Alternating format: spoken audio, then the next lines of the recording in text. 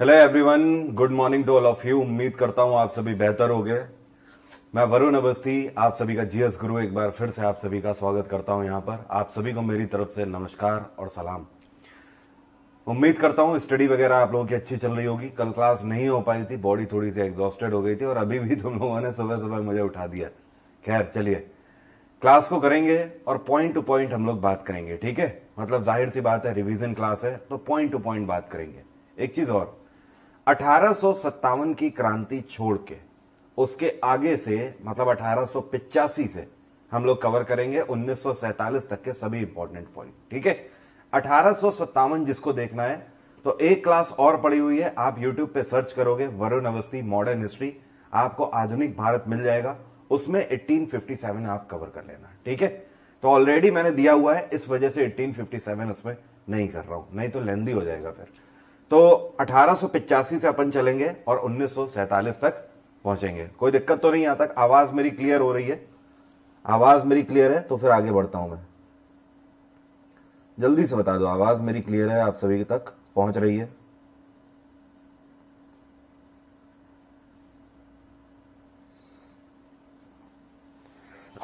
बहुत बढ़िया, चलिए स्टार्ट करते हैं।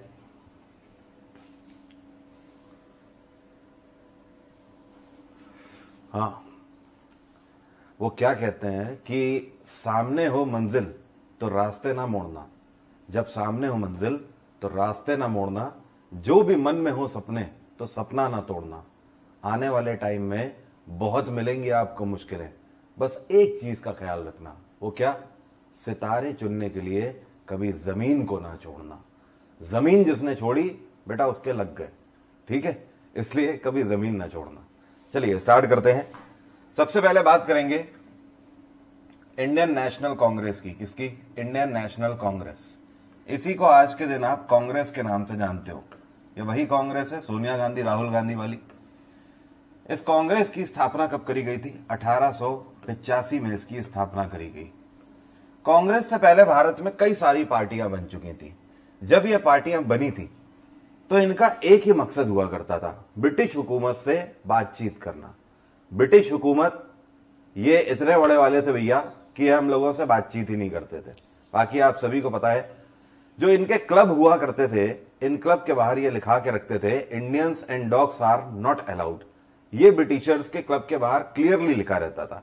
बाकी भारतीयों को जो काम दिया जाता था, इस बात का खास ख्याल रखा जाता था कि हम लोगों को सी ग्रेड से ऊपर की जॉब ना दी जाए, या फिर डी ग्रेड एम्प्लॉय बनाया जाए या फिर सी ग्रेड एम्प्लॉय बनाया जाए।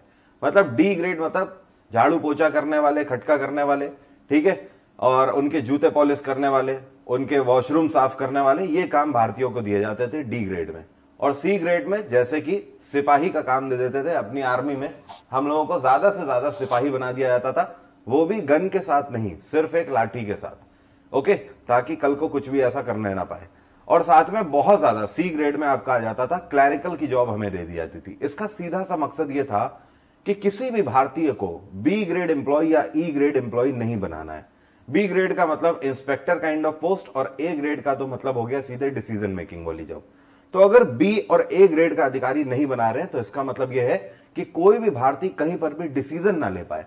तो डिसीजन मेकिंग जॉब हमें नहीं दी जाती थी, हमें सिर्फ और सिर्फ यही जॉब दी जाती थी। अब इसके लिए क्या था?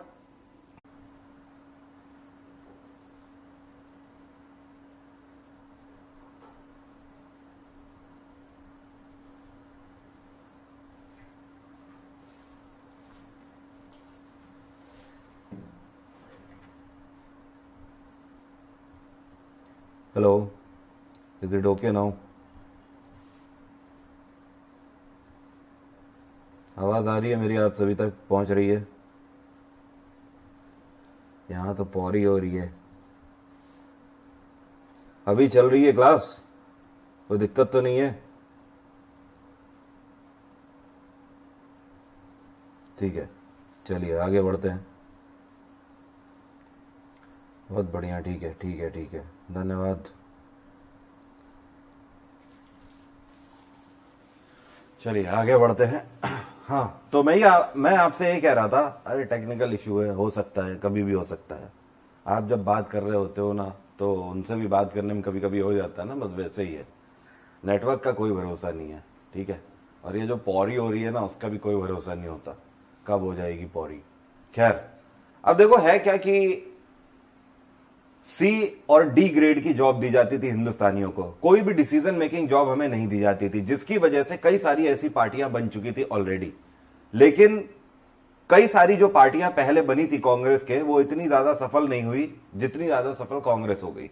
कांग्रेस को भी इसी मकसद से बनाया गया था, लेकिन हुआ क्या, बस एक चीज कर दी गई थी। कांग्रेस का इनॉग्रेशन एक ब्रिटिशर्स के हाथों के द्वारा कराया गया था, और जिनका नाम क्या था, एलन ऑक्टेवियन ह्यूम। क्या कराया गया था इनॉग्रेशन, किससे, Elon Octavian Hume, A.O. Hume के नाम से जाना जाता है। तो आपसे क्वेश्चन पूछता है कि कांग्रेस का फाउंडर कौन थे, एलन ऑक्टेवियन ह्यूम थे। ये भैया सेम वही वाली स्थिति थी जैसे कि मान लो आज की डेट में आपके घर के आसपास अगर कोई अपनी दुकान खोलता है या शोरूम खोलता है, तो आप देखते हो कि विधायक से फीता कटवा देते हैं, ठीक है। विधायक को या पार्षद को आसपास के बुला लिया, उनसे फीता कटवा दिया। तो अगर उनसे फीता कटवाते हैं तो उसका मतलब क्या होता है, उसका मतलब भैया सीधा सा ये होता है कि कल को अगर कोई दिक्कत आ गई तो यही यहां पे सबसे बड़े हैं, ये कम से कम हमारी बात तो सुन लेंगे, इसी ब्याह पर कि कम से कम इन्होंने यहां का फीता काटा था, ठीक है। तो क्योंकि ब्रिटिश गवर्नमेंट हमारी आवाज नहीं सुन रही थी, हमसे कम्युनिकेट नहीं करना चाहती थी, जिसकी वजह से कांग्रेस में एक नई तब्दीली करी थी। कांग्रेस को एस्टैब्लिश करते टाइम एलन ऑक्टेवियन ह्यूम से इसका शुभारंभ कराया गया था। अगर बात करें कि भारतीयों में कौन कौन थे, तो भारतीयों में थे दादा भाई नेरोजी और साथ में दिनशा इदुल्ची वाचा। ये एक पारसी जेंटल पर्सन थे।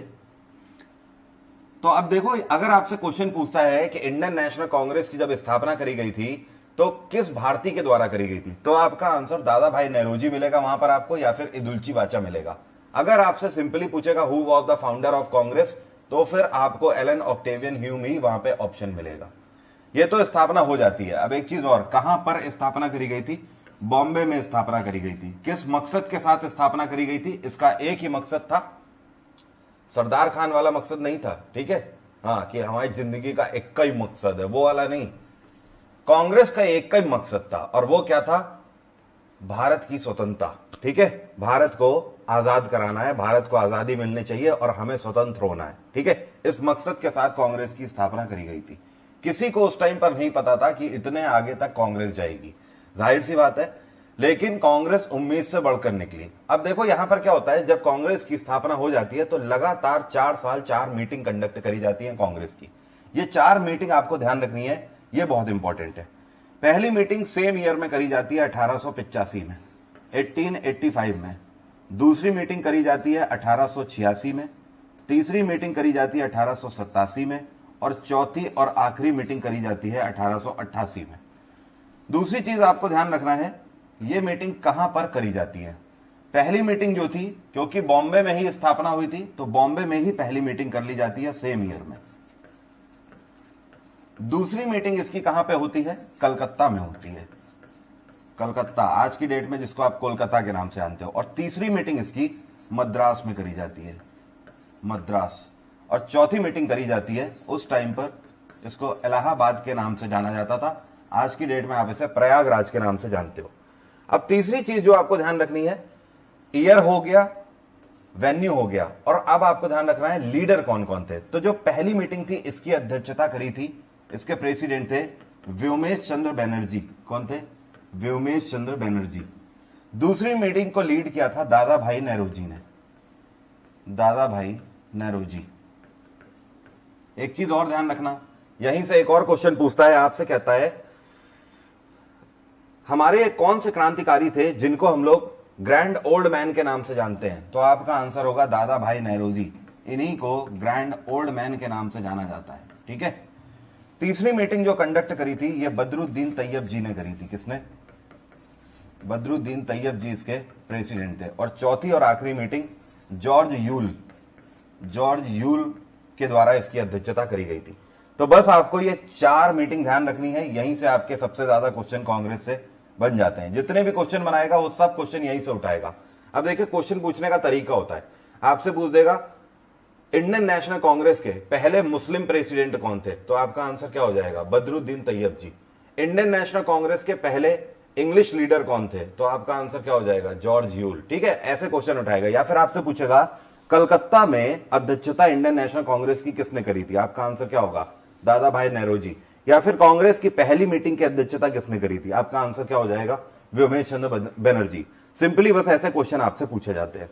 इसके बाद अब आगे बढ़ते हैं। कांग्रेस के बाद सीधे आपको आना है, जो कि हमें ध्यान रखना होता है, एक मूवमेंट आता है 1905 में। ऐसा क्या हो जाता है 1905 में? इसको हम लोग बंगाल के विभाजन के नाम से जानते हैं, बंगाल डिवाइडेशन, बंगाल डिवाइडेशन या फिर बंगाल पार्टीशन के नाम से इसको जाना जाता है। जब ये 1905 में बंगाल का विभाजन होता है तो इस टाइम पर भारत का वायसराय कौन था? तो आपको ध्यान रखना है, भारत का वायसराय लॉर्ड कर्जन था। कौन था? Lord Curzon. वैसे लॉर्ड कहलाने लायक तो नहीं थे ये लोग, लेकिन ये लोग अपने आप को जानबूझ के लॉर्ड कहलाते थे। ठीक है, लॉर्ड का मतलब क्या होता है? सीधा सा भगवान होता है, लेकिन ये हमसे जबरदस्ती कहलवाते थे, अपने नाम के आगे लॉर्ड लगाने को बोलते थे। इनका कोई भी नाम हो तो हम भारतीयों को इन्हें लॉर्ड बोलना पड़ता था, मतलब भगवान बोलना पड़ता था। तो अभी क्या है कि मैं इस वजह से बोल रहा हूं, बुरा बुरा मत मानना, मुझे भी बुरा लगता है बोलने में, लेकिन इस वजह से बोल रहा हूं कि आप लोग बचपन से वो चीज पढ़ते चले आ रहे हो। जब बचपन से पढ़ते चले आ रहे हो, अभी मैं कुछ नया बोल दूंगा, ठीक है, तो फिर आप कंफ्यूज ना हो जाओ। ओके, तो एग्जाम टाइम पे कंफ्यूज मत हो, इस वजह से मैं यहां पर लिख रहा हूं। तो लॉर्ड वाली बात बस इतनी सी है, बाकी लॉर्ड नाम वाम नहीं हुआ करता था।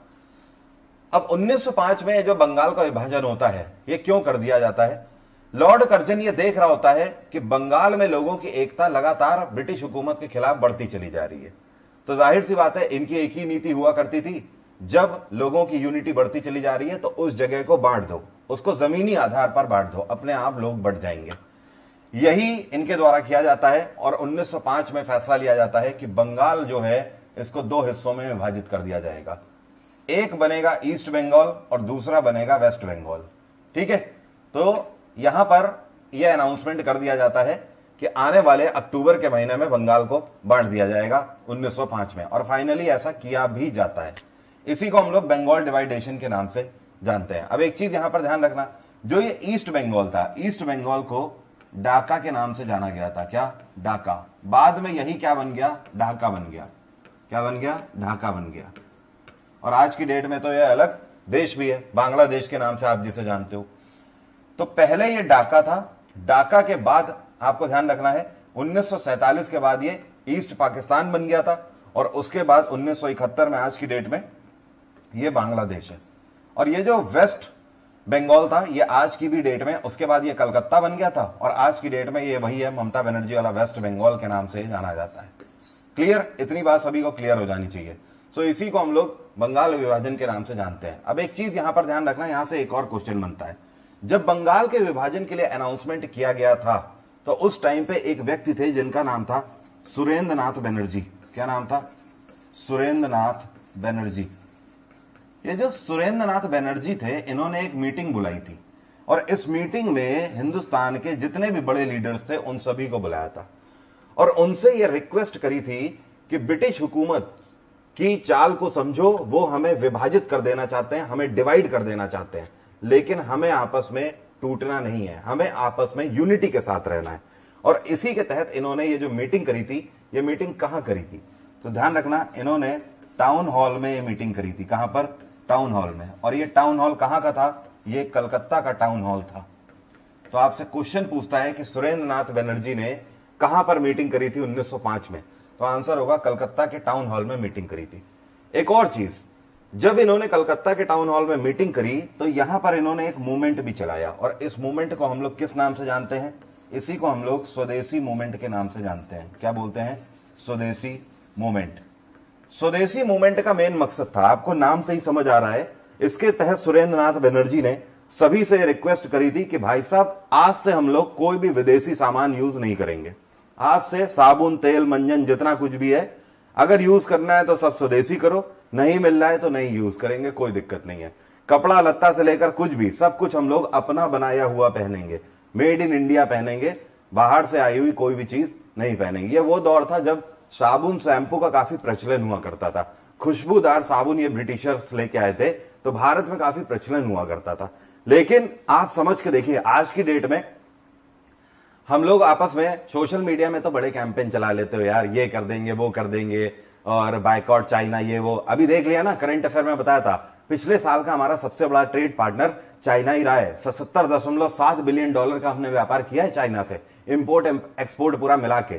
तो हम लोग केवल फालतू के ही कैंपेन चलाते हैं, तभी बोलते हैं कि अगर रेवोल्यूशनरीज की बात करो तो जरा अदब से पेश आया करो, अदब से बात किया करो। चाहे कोई भी रेवोल्यूशनरी हो, चाहे कोई भी क्रांतिकारी हो, तुम उसके पैर के धूल की बराबर भी नहीं हो। बात आ रही है समझ? तो उस टाइम पे जो लोग हुआ करते थे उनके अंदर जमीर हुआ करता था। आज की डेट में तो जमीन भी नहीं है, जमीर की तो बात छोड़ दो। ठीक है, तो स्वदेशी मूवमेंट के तहत सुरेंद्र नाथ बनर्जी ने यह अनाउंसमेंट किया सबसे कि भाई साहब आज से हम लोग स्वदेशी अपनाएंगे, विदेशी कुछ भी चीज नहीं यूज करेंगे। इसी को हम लोग स्वदेशी मूवमेंट या फिर बायकॉट मूवमेंट के नाम से जानते हैं। तो आपसे क्वेश्चन पूछेगा स्वदेशी मूवमेंट किसने लॉन्च किया, आंसर होगा सुरेंद्र नाथ बनर्जी। आपसे पूछेगा कि स्वदेशी मूवमेंट कब लॉन्च किया गया, आंसर होगा 1905। यहां तक किसी कोई समस्या तो नहीं? हमने दो मूवमेंट कवर कर लिए हैं, एक इंडियन नेशनल कांग्रेस, दूसरा बंगाल डिवाइडेशन। कोई समस्या तो नहीं? जल्दी बताओ, जल्दी बताओ, कोई समस्या तो नहीं? बहुत बढ़िया, ठीक है, अब आगे बढ़ते हैं। 1905 के बाद आता है 1906 पे, आपको फोकस रखना है। 1906 हमारे लिए इंपॉर्टेंट क्यों है? क्योंकि 1906 में ऑल इंडिया मुस्लिम लीग की स्थापना करी गई थी। किसकी? All India Muslim league. ठीक है, ऑल इंडिया मुस्लिम लीग की स्थापना करी गई। अब ये जो ऑल इंडिया मुस्लिम लीग है, इसके संस्थापक कौन थे? इसके संस्थापक कई लोग थे, तो आपको ध्यान रखना है सबसे पहले इसके फाउंडर कौन थे। इसके फाउंडर थे मोहम्मद अली जिन्ना। मोहम्मद अली जिन्ना। दूसरे आगा खान। आगा खान। तीसरे सलीमुल्लाह खान। ये तीन लोग थे जिनके द्वारा ऑल इंडिया मुस्लिम लीग की स्थापना करी गई थी। कब करी गई थी? 1906 में करी गई थी। वेन्यू क्या था, कहां करी गई थी स्थापना? तो आपको ध्यान रखना है, इसकी स्थापना ढाका में करी गई थी, या फिर इसी को ढाका के नाम से जाना जाता है आज की डेट में। मतलब बांग्लादेश के ढाका में इसकी स्थापना करी गई थी। तब तो बांग्लादेश था ही नहीं, तब तो भारत था ये। अब एक चीज और आपसे पूछता है, इसका हेडक्वार्टर क्या था? यहीं पर तो कंफ्यूजन हो जाता है आप लोगों को। इसका हेडक्वार्टर था लखनऊ। क्या था? लखनऊ। जी हां, यहां पर यह चीज आपको ध्यान रखनी है। आपसे क्वेश्चन अगर यह पूछेगा कि ऑल इंडिया मुस्लिम लीग की स्थापना कहां करी गई, तो आपका आंसर होगा ढाका। अगर आपसे पूछेगा कि इसका हेडक्वार्टर क्या था, तो आपका आंसर होगा लखनऊ। दोनों अलग अलग बातें हैं, ध्यान रखना है, इसको मिक्स मत करना। 1906 में जो मुस्लिम लीग की स्थापना करी गई, इसका मकसद कांग्रेस की तरह नहीं था। कांग्रेस का मकसद अलग था, इसका मकसद अलग था। कांग्रेस का मकसद था कि हमें आजादी चाहिए, स्वतंत्रता चाहिए। लेकिन मुस्लिम लीग का मकसद क्या था? इसका मकसद था कि मुस्लिम्स के वेलफेयर की हमें बात रखनी है ब्रिटिश हुकूमत के सामने। तो अल्टीमेटली जो मुस्लिम लीग की स्थापना करी गई थी, इसका नाम ही इसी वजह से मुस्लिम लीग है, क्योंकि इसकी स्थापना मुसलमानों के हितों के संरक्षण के लिए करी गई थी। मतलब एक ऐसी पार्टी जो कि मुस्लिम्स के हितों के लिए ब्रिटिश हुकूमत से अपनी बात करेगी। अब आगे देखना, आगे चल के इनको कांग्रेस से पैक्ट भी करना पड़ेगा। क्यों करना पड़ेगा आप देखना। तो यहां तक किसी कोई समस्या नहीं होनी चाहिए। 1906 हमारा हो गया है। 1906 के बाद आपको ध्यान रखना है, 1907 भी हमारे लिए इंपॉर्टेंट है। 1907 ऐसा क्या होता है? 1907 में सूरत स्प्लिट होता है। क्या होता है? सूरत स्प्लिट, या फिर कांग्रेस डिवाइडेशन के नाम से भी इसको जाना जाता है। क्या बोलते हैं हम लोग? कांग्रेस डिवाइडेशन, या फिर कांग्रेस का विभाजन के नाम से भी जाना जाता है। अब देखो भैया, होता क्या है, 1907 तक आते आते कांग्रेस की स्थापना 1985 में हुई थी। अब 1907 तक आते आते कांग्रेस में एक नई विचारधारा आने लगती है। यह विचारधारा आई होती है नौजवानों की वजह से। अब कांग्रेस को कुछ नौजवान लीडर ज्वाइन कर चुके होते हैं, और ये नौजवान लीडर उस टाइम पे कौन होते हैं? लाला लाजपत राय, बाल गंगाधर तिलक, इस तरीके के बड़े बड़े नौजवान लीडर होते हैं जिनके पीछे युवाओं का हुजूम होता है। युवा इनको फॉलो करते थे। और इसके अलावा ज्यादातर लोग जो थे कांग्रेस के अंदर, वो काफी वृद्ध लोग हुआ करते थे, जो कि जिनका विजन अलग था। मकसद एक ही था, ठीक है, मकसद था कि भारत को आजादी चाहिए। लेकिन ये जितने भी युवा वर्ग अब जुड़ने लगे थे कांग्रेस से, उनका मकसद यह था कि हमें आजादी तो चाहिए, लेकिन विजन उनका यह था कि बातचीत से काम नहीं चलने वाला, हमें ब्रिटिश हुकूमत से उसी बिहाफ पर बात करनी चाहिए, उसी लैंग्वेज में बात करनी चाहिए, उसी लहजे में बात करनी चाहिए जो लहजा वो सुनते हैं। लेकिन यहां पर अब दो तरीके की विचारधारा होने लगी। जितने भी वृद्ध हुआ करते थे कांग्रेस के अंदर, वो इस बात से सहमत नहीं थे। उनका कहना था कि लड़ने झगड़ने से कुछ नहीं होने वाला। उनका कहना था कि जाहिर सी बात है, हमें आजादी मिलेगी और इसी कदम पर रहकर मिलेगी, हमें सिर्फ बातचीत से ही मसले हल करने चाहिए, लड़ने झगड़ने से कुछ नहीं होगा। लेकिन ये वाली विचारधारा के जो लोग थे, जितने भी नौजवान लीडर्स थे, उन्होंने कहा कि नहीं, ऐसे काम नहीं बनेगा। अब यहां पर आप देख रहे हो दो तरीके की विचारधाराएं आ गई हैं, तो लोगों में मतभेद होने लगे। जब मतभेद होने लगे तो यहां पर भैया क्या हुआ कि 1907 में एक व्यक्ति थे जिनका नाम था रास बिहारी बोस। क्या नाम था? रास बिहारी घोष, ठीक है। रास बिहारी घोष के द्वारा एक मीटिंग बुलाई जाती है, और यह मीटिंग कहां पर बुलाई जाती है? सूरत में बुलाई जाती है। अब इसके पीछे भी देखो कहानी, आप समझ लो हुआ क्या था। पहले मीटिंग आयोजित होनी थी कहां पर? यह मीटिंग पहले नासिक में आयोजित होनी थी, महाराष्ट्र के नासिक में। लेकिन हुआ क्या था, इसको समझो भैया। जब दो तरीके की विचारधारा आ जाती है तो भाई फैसला यह होता है कि एक काम करते हैं, लोगों से ही वोटिंग करा लेते हैं। अब केवल लोगों की सुनते हैं, लोग जैसे चाहेंगे, जिधर ज्यादा वोट कर देंगे, कांग्रेस उसी विचारधारा पे चलेगी। लोग कहेंगे कि नरम विचारधारा से चलना है तो नरम से चल लेंगे, लोग कहेंगे गर्म विचारधारा से चलना है तो गर्म विचारधारा से चल लेंगे। तो इसके लिए वोटिंग करवा लेते हैं हम लोग। जितने भी वृद्ध लीडर्स थे, उनमें से एक सबसे बड़ा नाम थे गोपाल कृष्ण गोखले। ये महात्मा गांधी के पॉलिटिकल गुरु भी कहे जाते हैं, पॉलिटिकल लीडर, पॉलिटिकल मेंटर भी कहे जाते हैं। और इधर की तरफ से लाला लाजपत राय, बाल गंगाधर तिलक, ये सब बड़े लीडर थे युवाओं के। अब होता क्या है कि पहले मीटिंग, फैसला यह होता है कि नासिक में मीटिंग करवा लेते हैं और नासिक में वोटिंग करवा लेंगे हम लोग। लेकिन फिर क्या होता है कि जितने भी हमारे वृद्ध लीडर होते हैं कांग्रेस के, उन्हें पता लग जाती है बात कि नासिक में ब्लाइंड फॉलोइंग है बिल्कुल। किसकी? बाल गंगाधर तिलक की। लोग तो एक तरफा वोट कर देंगे बाल गंगाधर तिलक के लिए। आप तो केवल वहां पे मुश्किल से 2, 4, 10 वोट पा पाओगे, इसके अलावा कुछ नहीं। लेकिन बाल गंगाधर तिलक को सैकड़ों हजारों वोट मिल जाएगा ऐसे ही केवल। तो यहां पर क्या कर दिया गया, एट ए टाइम पर फाइनली इसको चेंज कर दिया गया। और चेंज करके क्या कर दिया गया, इसके पीछे की भी काफी कहानी है जो कि मैं पूरे कोर्स में आपको पढ़ाता हूं, लेकिन सिर्फ हम लोग पॉइंट कवर कर रहे हैं, इस वजह से आपको सटीक बात बता रहा हूं कि फाइनली फिर क्या कर दिया जाता है, नासिक को बड़ी ही चालाकी के साथ चेंज करके वेन्यू क्या कर दिया जाता है, सूरत कर दिया जाता है। ऐसा नहीं था कि सूरत में बाल गंगाधर तिलक को नहीं था सपोर्ट, सूरत में भी था उतना ही सपोर्ट।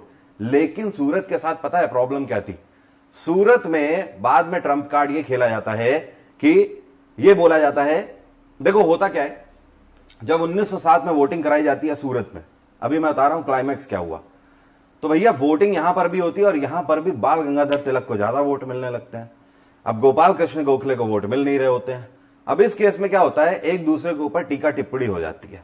जब टिप्पणी वगैरह हो जाती है तो कोई दिक्कत नहीं, थोड़ी बहुत वहां पे आसपास में कहासुनी हो जाती है दोनों लोगों के बीच में, नरम दल और गरम दल के बीच में। लेकिन फिर होता क्या है कि जब बाल गंगाधर तिलक को बहुमत मिल जाता है तो उस केस में एक फैसला यह सुना दिया जाता है कांग्रेस के जितने वृद्ध लीडर थे उनकी तरफ से कि ये जो सूरत है ये बाल गंगाधर तिलक की बर्थ कॉन्स्टिट्यूएंसी है। मतलब बाल गंगाधर तिलक वो जो सूरत प्रेसिडेंसी थी उसी में पैदा हुए थे। तो ये कहा गया, जैसे आज की डेट में नहीं बोलते हैं राज्यपाल, मैं आपको जब पॉलिटी पढ़ाता हूं तो बताता हूं कि कोई भी गवर्नर किसी भी स्टेट का गवर्नर बन सकता है बशर्ते केवल एक राज्य को छोड़ के जहां पे उसका जन्म हुआ हो। बात आ रही है समझ? जैसे कि आप गवर्नर बन सकते हो भारत में किसी भी राज्य के या फिर यूटी के, लेकिन केवल वहां के नहीं बन पाओगे जहां पे आपका जन्म हुआ है। सेम बाल गंगाधर तिलक के साथ भी किया जाता है। और यहां पर क्या होती है, बात बिगड़ जाती है और जितने भी गरम दल के बाकी जो सपोर्टर्स होते हैं वो यहां पर नरम दल के ऊपर टीका टिप्पणी कर देते हैं और यहीं पर क्या हो जाती है, हाथापाई गुत्थम गुत्ती भी हो जाती है। मतलब तगड़े से हो जाता है, वहां पे सीन क्रिएट हो जाता है भाई साहब 1907 में। और इसी को हम लोग क्या बोलते हैं, सूरत स्प्लिट के नाम से जानते हैं। और फाइनली यहां पर क्या होता है, जो कांग्रेस होती है ये दो हिस्सों में बढ़ जाती है। एक हिस्सा इसका बनता है मॉडरेट का मॉडरेट का मतलब इसी को नरम दल के नाम से जाना जाता है, और एक हिस्सा इसका बनता है एक्सट्रीमिस्ट का, एक्सट्रीमिस्ट, इसी को गरम दल के नाम से जाना जाता है। जो नरम दल था इसके लीडर थे गोपाल कृष्ण गोखले। कौन थे? गोपाल कृष्ण गोखले। और जो गरम दल था इसके लीडर 3 लोग थे, लाल, बाल और पाल। लाल का मतलब लाला लाजपत राय, बाल का मतलब बाल गंगाधर तिलक, और पाल का मतलब बिपिन चंद्र पाल। इस तरीके से कांग्रेस विभाजित हो जाती है। कांग्रेस विभाजित हो गई है तो जाहिर सी बात है कमजोर हो जाती है यहां से कांग्रेस। 1907 के बाद जो इंपॉर्टेंट है आपको ध्यान रखना है, 1909 हमारे लिए बहुत इंपॉर्टेंट है। अब 1909 में क्या होता है? ब्रिटिश हुकूमत की तरफ से एक बिल पास कर दिया जाता है और इसको हम लोग मार्ले मिंटो बिल के नाम से जानते हैं। क्या बोलते हैं? Morley Minto bill. लॉर्ड मार्ले और लॉर्ड मिंटो के द्वारा इस बिल को पास कर दिया जाता है 1909 में।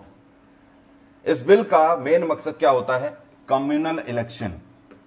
Communal election. कम्युनल इलेक्शन का मतलब समझ रहे हो भैया? ये बोल देते हैं कि अब से हम लोग कम्युनल इलेक्शन भारत में कंडक्ट कराएंगे।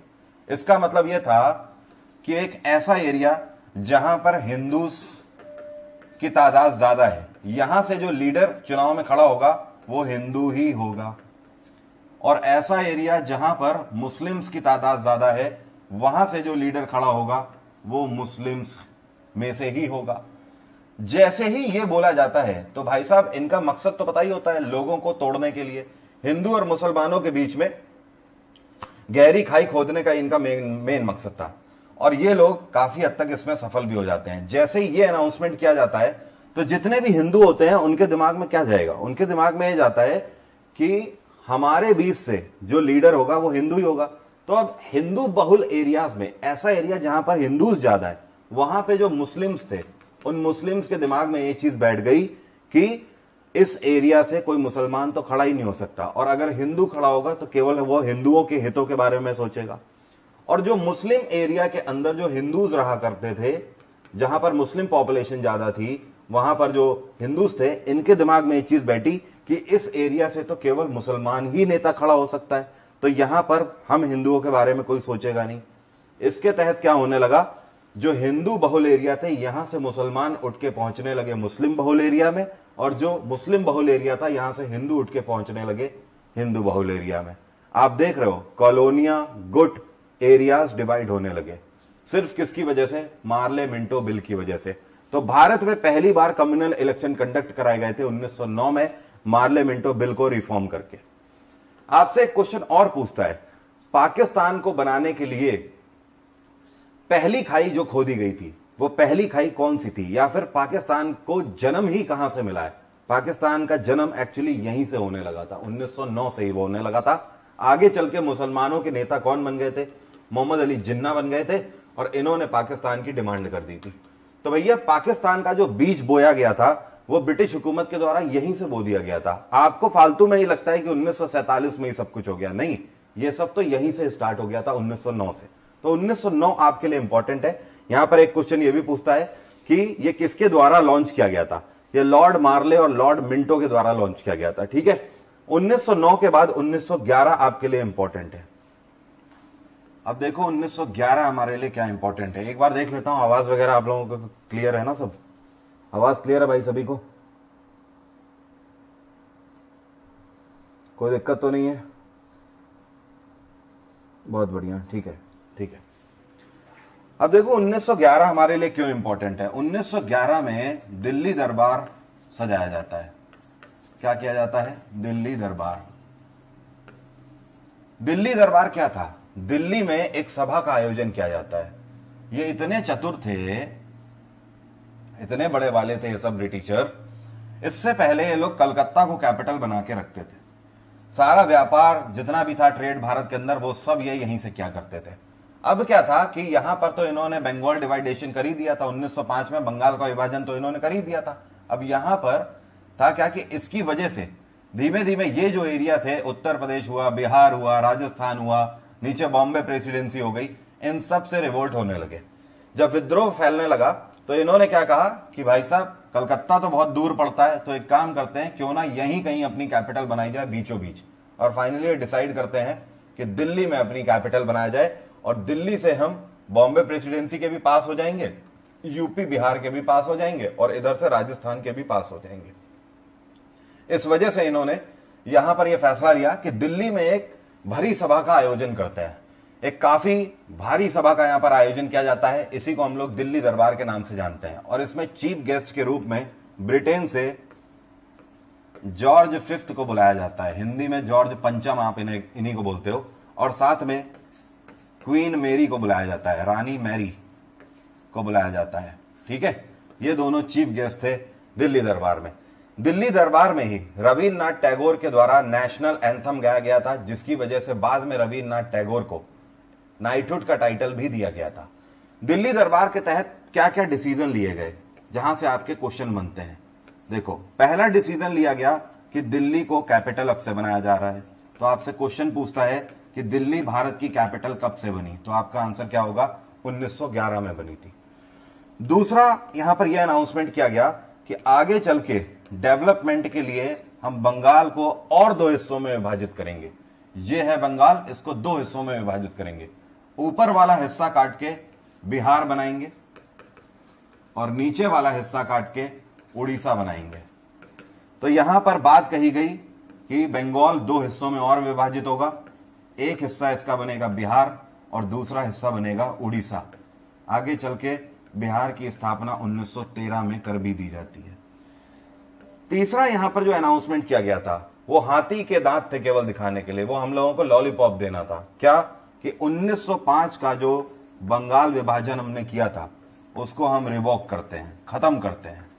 मतलब लोगों के आगे बड़े भोले बन के दूध पीते बच्चे बनने वाली कंडीशन कि हमने जो 1905 में बंगाल का विभाजन किया उसको हम खत्म करते हैं, अब उसको मानने की जरूरत नहीं है। अबे पागल हो क्या यार, पेंसिल से लिखी हुई चीज है क्या कि जिसको मिटा दोगे इरेजर से वो खत्म हो जाएगा पन्ने से।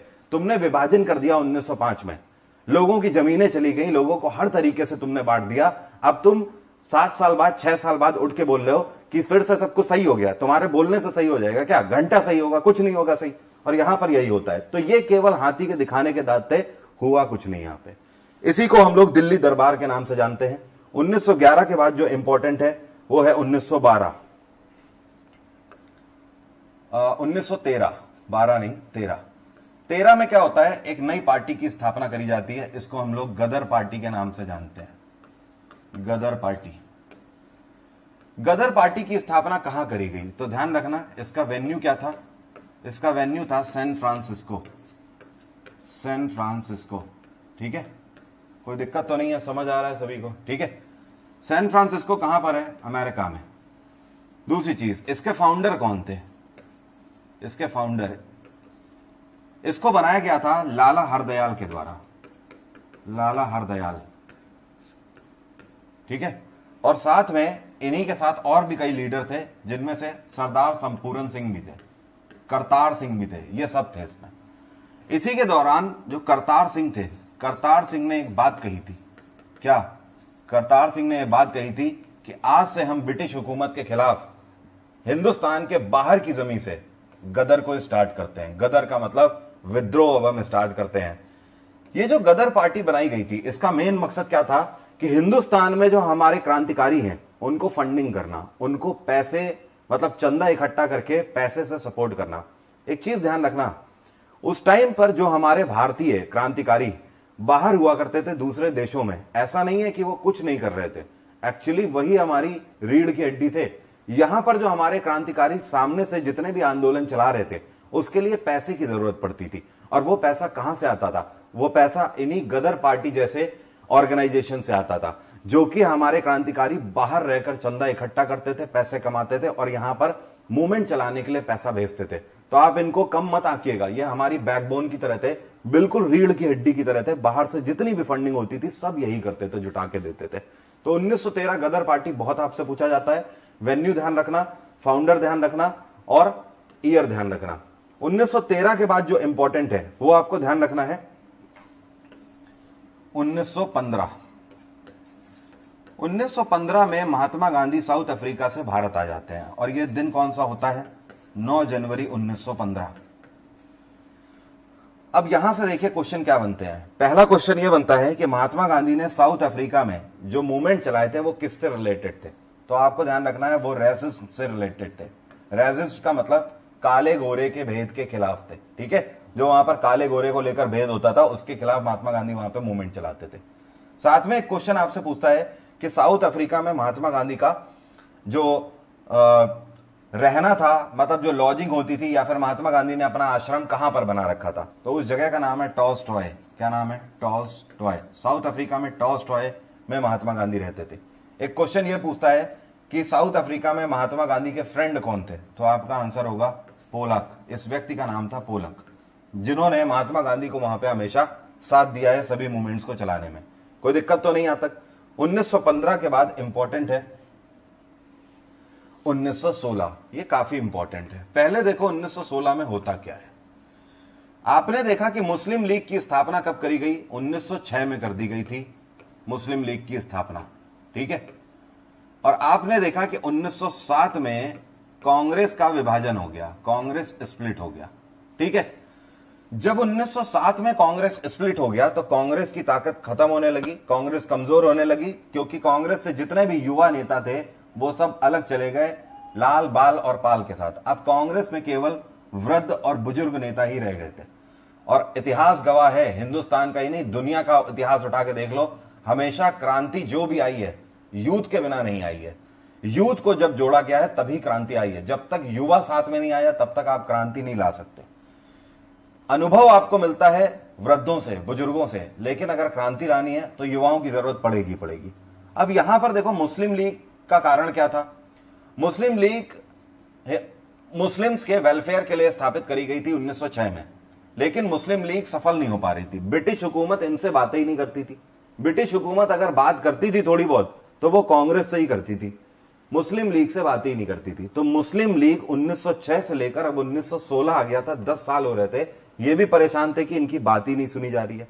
इस टाइम पर बाल गंगाधर तिलक ये सब देख रहे होते हैं, ये सब ऑब्जर्व कर रहे होते हैं। ये वो टाइम हुआ करता था जब लोगों के बीच में मतभेद होते थे, मनभेद नहीं होते थे। मैं तभी आपसे कहता हूं कि मेरे और आपके बीच में मतभेद हो सकते हैं, मतलब कहने का कि आपको कुछ और पसंद हो सकता है, मुझे कुछ और पसंद हो सकता है, लेकिन इसका मतलब ये नहीं कि हम लोग लड़ जाएं। उस टाइम पर लीडर ऐसे ही हुआ करते थे। आज की तरह नहीं यार कि तुम्हें कोई और पॉलिटिशियन पसंद है, इन्हें कोई और पॉलिटिशियन पसंद है और बाहर जाके आपस में लड़ गए, ऐसा नहीं चलता था। उस टाइम पर लोगों को अपना मकसद पता होता था। मकसद हमारा सिर्फ एक ही था, आजादी। बाल गंगाधर तिलक भले ही युवाओं के नेता थे, लेकिन उन्होंने कांग्रेस का साथ नहीं छोड़ा था। वो ये सारी चीजें देख रहे थे कि हमारे साथ तो युवा जुड़ रहा है, लेकिन कांग्रेस इस टाइम पे कमजोर पड़ रही है। और वो अच्छी तरह ये भी जानते थे कि कांग्रेस को मजबूत कैसे बनाया जा सकता है, क्योंकि जो मुसलमान वर्ग था वो मुस्लिम लीग के साथ जुड़ा हुआ था और वो अभी तक कांग्रेस के साथ पूर्ण तरीके से नहीं जुड़ पा रहे थे, क्योंकि मुस्लिम लीग अपना एजेंडा अलग चलाती थी। तो मुस्लिम वर्ग जो था वो मुस्लिम लीग के साथ ही रहता था। मुस्लिम लीग की कोई भी मीटिंग हुई तो वहां पे जाना है सारे मुसलमानों को, यहां पे मीटिंग हुई तो यहां आना है। इस वजह से कांग्रेस के साथ मुस्लिम जुड़ नहीं पा रहा था। बाल गंगाधर तिलक ने क्या कहा, उन्होंने कहा एक काम कर दिया जाए, कांग्रेस के साथ मुस्लिम लीग को जोड़ दिया जाए। इससे क्या होगा कि दोनों का मतलब सिद्ध हो जाएगा। इन्होंने यही किया। इन्होंने सभी से बात करके क्या कहा कि एक काम करो, हम और कांग्रेस तो नहीं जोड़ सकते हैं, लेकिन कांग्रेस में बदलाव तब आ जाएगा जब हम क्या करें, कांग्रेस के साथ जोड़ दें किसको, मुस्लिम लीग को जोड़ दें। तो ये जो मुसलमान हैं ये कांग्रेस के साथ आ जाएंगे, कांग्रेस मजबूत हो जाएगी।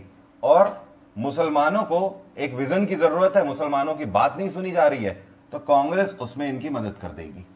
इसी को लखनऊ पैक्ट के नाम से जाना जाता है। क्या बोलते हैं?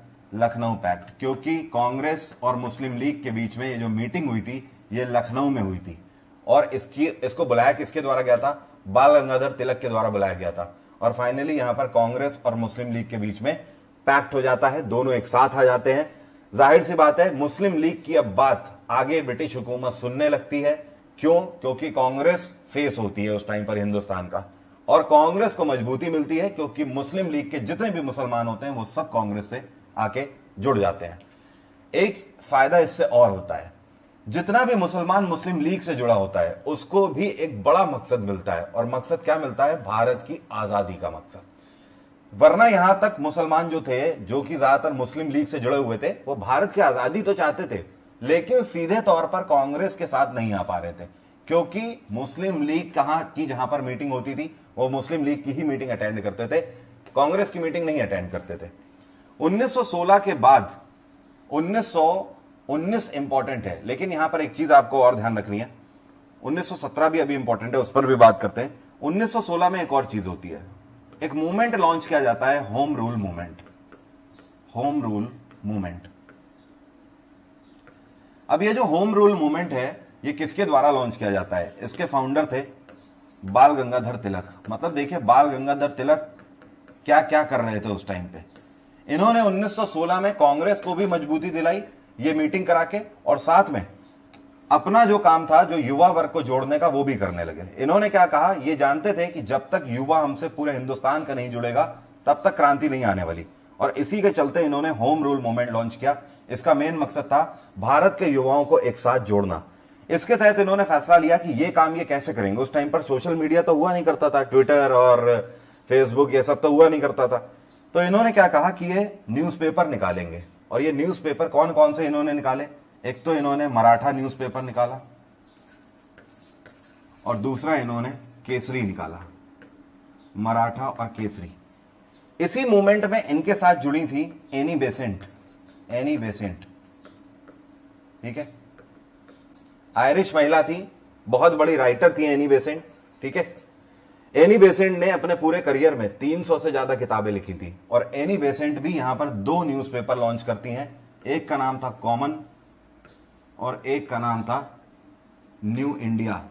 न्यू इंडिया, यंग इंडिया मत बोल देना, यंग इंडिया तो कच्चा आता है भाई, ठीक है, पता लगा यंग इंडिया बोल दो।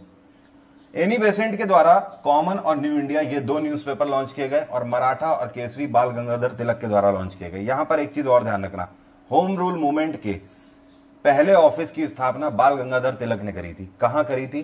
पुणे में करी थी। और दूसरे ऑफिस की स्थापना एनी बेसेंट ने करी थी कहां पर? मद्रास में। तो आपसे क्वेश्चन पूछता है कि मद्रास में होम रूल मूवमेंट की स्थापना किसने करी, तो आंसर होगा एनी बेसेंट। अगर पूछेगा पुणे में किसने करी स्थापना, तो आंसर होगा बाल गंगाधर तिलक। कोई दिक्कत तो नहीं यहां तक? किसी को कोई दिक्कत तो नहीं यहां तक? ठीक है, कोई समस्या तो नहीं? बहुत बढ़िया, चलिए आगे बढ़ते हैं। अब 1917 क्यों इंपॉर्टेंट है? 1916 के बाद 1917 में आते हैं। 1917 में चंपारण मूवमेंट चलाया गया था। चंपारण मूवमेंट, ये जो चंपारण मूवमेंट था ये किसके द्वारा चलाया गया? ये महात्मा गांधी के द्वारा चलाया गया था। किसके द्वारा? महात्मा गांधी के द्वारा। और ये बिहार के चंपारण में चलाया गया था, बिहार में चंपारण के किसानों का हक दिलाने के लिए। इसके लिए महात्मा गांधी को बुलाया किसने था? वहां पे रहने वाले एक क्रांतिकारी थे जिनका नाम था राजकुमार शुक्ला। तो शुक्ला जी ने इनको बुलाया था महात्मा गांधी को, और महात्मा गांधी ने वहां पे जाके चंपारण मूवमेंट को सफल बनाया था, किसानों का हक दिलाया था ब्रिटिश हुकूमत के सामने अपनी बात रख के। 1918 क्यों इंपॉर्टेंट है? अगले ही साल अहमदाबाद में जो मजदूर होते हैं, जो ब्रिटिशर्स की मिलों में काम कर रहे होते हैं, उनकी तनख्वाह नहीं दी जा रही होती है, सैलरी नहीं दी जा रही होती है। तो महात्मा गांधी वहां पर भी जाते हैं और उनका हक दिलाते हैं। एक चीज और, ये पहला ऐसा मूवमेंट था। महात्मा गांधी 1915 में आए थे, 1917 का मूवमेंट महात्मा गांधी का पहला मूवमेंट था भारत में, और 1918 का जो मूवमेंट था ये पहला ऐसा मूवमेंट था जिसमें महात्मा गांधी ने हंगर स्ट्राइक करी थी, भूख हड़ताल करी थी अपनी बात मनवाने के लिए। तो आपसे क्वेश्चन पूछता है महात्मा गांधी ने हंगर स्ट्राइक को अपना हथियार सबसे पहले कब बनाया था? आपका आंसर होगा 1918 में अहमदाबाद मिल मूवमेंट में। इसी के तहत अहमदाबाद लेबर एसोसिएशन की इन्होंने स्थापना करी थी। लेबर एसोसिएशन, लेबर एसोसिएशन की स्थापना इसलिए करी गई थी महात्मा गांधी के द्वारा क्योंकि हम लोग तो यहां से चले जाएंगे, लेकिन आगे आने वाले टाइम में जो भी लेबर यहां पर रहेंगे, लेबर कम से कम अपनी बात तो रख सके, और बात तब सुनेगा मिल का मालिक जब उसकी अपनी एसोसिएशन होगी, ग्रुप होगा। तो लेबर एसोसिएशन की इन्होंने स्थापना करी। 1918 के बाद 1919 बहुत इंपॉर्टेंट है। ये इंपॉर्टेंट क्यों है? क्योंकि 1919 में एक एक्ट आता है जिसको रॉलेट एक्ट के नाम से आप जानते हो। रॉलेट एक्ट भैया ब्रिटिश हुकूमत का फिर से कीड़ा कटता है, बहुत दिन से कुछ इन्होंने किया नहीं था। अब भैया इनके कीड़ा कटता है और ये लोग क्या करते हैं, 1919 की फरवरी के महीने में, ये 5 फरवरी होता है जिस दिन रॉलेट एक्ट को ये पास कर देते हैं। इसी को काला कानून के नाम से जाना जाता है। काला कानून क्यों? क्योंकि इसके तहत ये कानून बना देते हैं कि अब से हम किसी को भी शक की बुनियाद के आधार पर गिरफ्तार कर सकते हैं। मतलब हमें अब सबूत की जरूरत नहीं है, केवल शक होगा तो हम उसको गिरफ्तार करेंगे और जेल में बंद कर देंगे। जैसे चाहें वैसे पूछताछ कर सकते हैं, जो सी डिग्री देना चाहें वो डिग्री दे सकते हैं। तो जाहिर सी बात है काला कानून हुआ ना। अब रॉलेट एक्ट के खिलाफ पूरे हिंदुस्तान भर में प्रदर्शन होने लगते हैं। महात्मा गांधी पूरे हिंदुस्तान को उस टाइम पे कवर करते हैं, जाके स्ट्राइक कर रहे होते हैं और ब्रिटिश हुकूमत के खिलाफ लोगों को ये बता रहे होते हैं कि ये काला कानून है क्या, लोगों को इसका कैसे आगे हर्जाना देना पड़ेगा या फिर नुकसान भुगतना पड़ेगा। इसी के तहत पंजाब के अमृतसर में जलियांवाला बाग एक है, वहां पर एक जनसभा का आयोजन किया था और ये दिन था 13 अप्रैल 1919। यहां पर जनरल डायर आता है और यहां पर सैकड़ों की तादाद में लोग होते हैं और जनरल डायर आके अंधाधुंध गोलियां चलाने के आदेश दे देता है। अमृतसर में जलियांवाला बाग के अंदर हत्याकांड होता है। दिन दहाड़े शूट एंड साइट के ऑर्डर दे दिए जाते हैं विदाउट एनी प्रायर इंफॉर्मेशन, पहले से कोई इंफॉर्मेशन नहीं होती है और अंधाधुंध गोलियां। यह है जलियांवाला बाग। जब भी आप कभी जाओगे यहां पर आपका रोंगटा नहीं खड़ा हो जाएगा तो मेरा नाम बदल देना। जब आप यहां पे एंटर करते हो तो यहां पे 2 गेट हैं, एक गेट ये है और एक गेट ये है। बात आ रही है समझ? और इस गेट के पास यहीं पर भगत सिंह का स्टैच्यू आज की डेट में लगा हुआ है, बहुत बड़ा। अब क्या हुआ था कि जो जनरल डायर था वो इस गेट से एंटर होता है और यहां पर लोगों के जनसभा का आयोजन चल रहा होता है। यहीं पर जलियांवाला बाग के अंदर यहां पे एक कुआं है, इस जगह पर कुआं है, जब आप जाओगे तो देखने को आपको मिलेगा। जनरल डायर यहां से अंदर होता है। जैसा कि मैं हमेशा बोलता हूं, हिंदुस्तान में जितने बड़े बड़े वीर हुए हैं उतने ही बड़े बड़े गद्दार भी हुए हैं टाइम टू टाइम। यहां पर एक गद्दार था जिसका नाम था हंसराज। ये भारतीय था, ये ब्रिटिश हुकूमत से कुछ सिक्कों के लालच में बिक गया था और इसी ने क्या किया था, गेट नंबर 2 को बंद कर दिया था। और ये यही था जो कि पास की चौकी में जनरल डायर को जाके सारी इंफॉर्मेशन दे रहा था कि यहां पर अब कितने लोग आ गए। जनरल डायर जब यहां से एंटर करता है, हंसराज जाके गेट नंबर 2 को बंद कर देता है और यहीं पर क्या किया जाता है, ऐसे घेराव किया जाता है और सीधे गोलियां चलाई जाती हैं, शूट एंड साइट के ऑर्डर दिए जाते हैं। लोग भागने की कोशिश करते हैं तो ये दीवार है, दीवार से चढ़ के भाग नहीं पाते हैं। कुछ लोग जान बचाने के लिए इसी कुएं के अंदर कूद जाते हैं और इसी को हम लोग जलियांवाला बाग नरसंहार के नाम से जानते हैं। 380 के आसपास लोग मारे गए थे, यह सरकारी आंकड़ा है। इसके अलावा हजारों लोग यहां पे घायल हुए थे।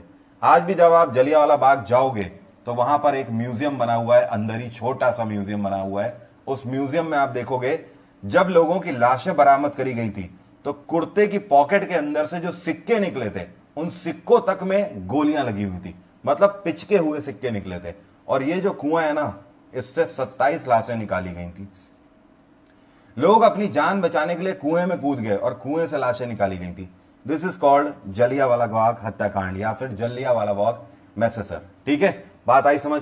किसी कोई दिक्कत तो नहीं? यहां पर एक क्वेश्चन आपसे और पूछता है कि जब जलियांवाला बाग हत्याकांड हुआ था उस टाइम पर भारत में वायसराय कौन था? यह था चेम्सफोर्ड। कौन था? चेम्सफोर्ड। अब लॉर्ड नहीं लिखूंगा, दिमाग खराब हो गया है, बुद्धि खराब हो जाती है मेरी जब फिर मैं पढ़ाता हूं तो ऐसी चीजें। लॉर्ड चेम्सफोर्ड, ठीक है, ध्यान रखना। ठीक है, जलियांवाला बाग हत्याकांड के टाइम पीरियड पे। इसके बाद आगे बढ़ते हैं। 1919 के बाद पूरे देश में रोष का माहौल हो जाता है और 1920 में महात्मा गांधी के द्वारा एक मूवमेंट लॉन्च किया जाता है जिसको नॉन कॉपरेशन मूवमेंट के नाम से जानते हैं। नॉन कॉपरेशन मूवमेंट, ठीक है। इसी को हिंदी में हम लोग क्या बोलते हैं? असहयोग आंदोलन। असहयोग आंदोलन, ठीक है। कोई समस्या तो नहीं? बराबर सुनाई पड़ रहा है? सभी को सुनाई पड़ रहा है बराबर? कोई दिक्कत तो नहीं? ठीक है, बहुत बढ़िया। मुझको लंबी उम्र की दुआ मत दो, जितनी भी गुजरी है नागवार गुजरी है। मुझे खुशी इस बात की नहीं है कि मेरा जन्मदिन आ रहा है, मुझे खुशी इस बात की है कि मेरी इस दुख भरी जिंदगी से एक साल तो कम हुआ। अब देखिए, जो असहयोग आंदोलन लॉन्च किया गया था महात्मा गांधी के द्वारा, इसका मेन मकसद क्या था कि अब हम सहयोग नहीं करेंगे। क्या नहीं करेंगे? सहयोग नहीं करेंगे ब्रिटिश हुकूमत से। भैया बहुत हो गया तुम्हारा सम्मान, अब नहीं कर पाएंगे सम्मान, जो उखाड़ते बने उखाड़ लो जाके। तो नॉन कॉपरेशन मूवमेंट का मेन मकसद क्या था? Non cooperation. अब कोई कॉर्पोरेशन नहीं होगा। और कॉपरेशन कैसे नहीं होगा? अब हम ब्रिटिश हुकूमत के द्वारा बनाई हुई कोई भी चीज नहीं छुएंगे। इनकी मिलों में जो भी सामान बनता है, जो भी राशन पानी बनता है, उसको अब हम यूज नहीं करेंगे। सिर्फ हम लोग स्वदेशी ही अपनाएंगे। ध्यान रखिए, स्वदेशी मूवमेंट 1905 में ही लॉन्च हो चुका है, लेकिन महात्मा गांधी ने जो नॉन कॉपरेशन मूवमेंट लॉन्च किया है, इसका मतलब सिर्फ इतना ही नहीं है। इसका मतलब यह भी है कि अब हम आपसे खुद भी बातचीत नहीं करेंगे। अब सिर्फ हम आपका शांत रहकर विरोध करेंगे। आप कोई भी पॉलिसी लाओगे, हम उसके खिलाफ खड़े हो जाएंगे। That was known as non cooperation movement. यह मूवमेंट कब तक चलेगा? यह मूवमेंट 1922 तक चलेगा। 1922 में ऐसा क्या हो जाता है? इस मूवमेंट के साथ पूरे हिंदुस्तान भर में लोग जुड़ने लगते हैं। अब यहीं पर देखो क्या होता है। 1920 में जब non cooperation movement Mahatma Gandhi launch करते हैं, तो यहीं पर महात्मा गांधी को एक टाइटल पहले से मिला होता है। यह था केसर हिंद का टाइटल। केसर हिंद का टाइटल, केसर हिंद का टाइटल महात्मा गांधी वापस कर देते हैं। क्यों? जाहिर सी बात है, जलियांवाला बाग हत्याकांड का दुख होता है, जिसकी वजह से ये केसर हिंद का मेडल वापस कर देते हैं। एक क्वेश्चन आपसे पूछता है कि इनको केसर हिंद की उपाधि किसने दी थी? तो आपको ध्यान रखना है, इनको ये उपाधि दी गई थी हार्डिंग के द्वारा। किसके द्वारा? हार्डिंग के द्वारा। हार्डिंग की रिकमेंडेशन पर ब्रिटेन की रानी के द्वारा इनको यह मेडल दिया गया था। यहीं पर आपको एक चीज और ध्यान रखना है, 1920 से पहले 1919 में रविन्द्रनाथ टैगोर को जो टाइटल मिला होता है 1914 में, नाइटहुड का टाइटल, यह नाइटहुड का टाइटल भी रविन्द्रनाथ टैगोर वापस करते हैं। क्वेश्चन पूछता है कि इनको नाइटहुड का टाइटल किसके द्वारा दिया गया था? इनको जॉर्ज फिफ्थ के द्वारा नाइटहुड का टाइटल दिया गया था, जॉर्ज पंचम के द्वारा, जो कि 1911 में दिल्ली दरबार आया था। तो आपको बात समझ आ रही है? पहले नाइटहुड का टाइटल वापस किया गया रविन्द्रनाथ टैगोर के द्वारा, और उसके अगले साल 1920 में महात्मा गांधी ने अपना भी टाइटल वापस कर दिया, केसर हिंद का टाइटल। 1920 से 1922 तक यह मूवमेंट चलता है। क्या? नॉन कॉपरेशन मूवमेंट चलता है। 1922 में ऐसा क्या हो जाता है कि यह बंद करना पड़ता है? महात्मा गांधी ने जब नॉन कॉपरेशन लॉन्च किया था, तो उनका सीधा सा कहना था लोगों से कि भाई, मैं तब तक यह मूवमेंट चलाऊंगा जब तक आप हिंसा नहीं करोगे। आपको यह मूवमेंट तब तक चलाते रहना है जब तक हमें आजादी नहीं मिलती, बशर्ते हिंसा नहीं होनी चाहिए, वायलेंस नहीं होना चाहिए। लेकिन 1922 में वायलेंस हो जाता है। क्या हो जाता है? इसी को हम लोग चौरी चौरा हत्याकांड के नाम से जानते हैं। क्या बोलते हैं? चौरी चौरा हत्याकांड। उत्तर प्रदेश में गोरखपुर एक जिला है, और गोरखपुर में क्या होता है, कुछ ब्रिटिशर्स एक जगह पर लोग भीड़ में खड़े होते हैं, हिंदुस्तानी लोग भीड़ में खड़े होते हैं। तो ब्रिटिशर्स वहां से दो जा रहे होते हैं, वो बिना किसी प्रायर इंफॉर्मेशन के गोलियां चला देते हैं उनके ऊपर। एक व्यक्ति को गोली लग जाती है, हालांकि मृत्यु नहीं होती है, लेकिन अब हिंदुस्तान के लोग वैसे भी बौखलाए बैठे होते हैं 1919 की वजह से। तो यहां पर क्या करती है पब्लिक, इनको दौड़ा लेती है।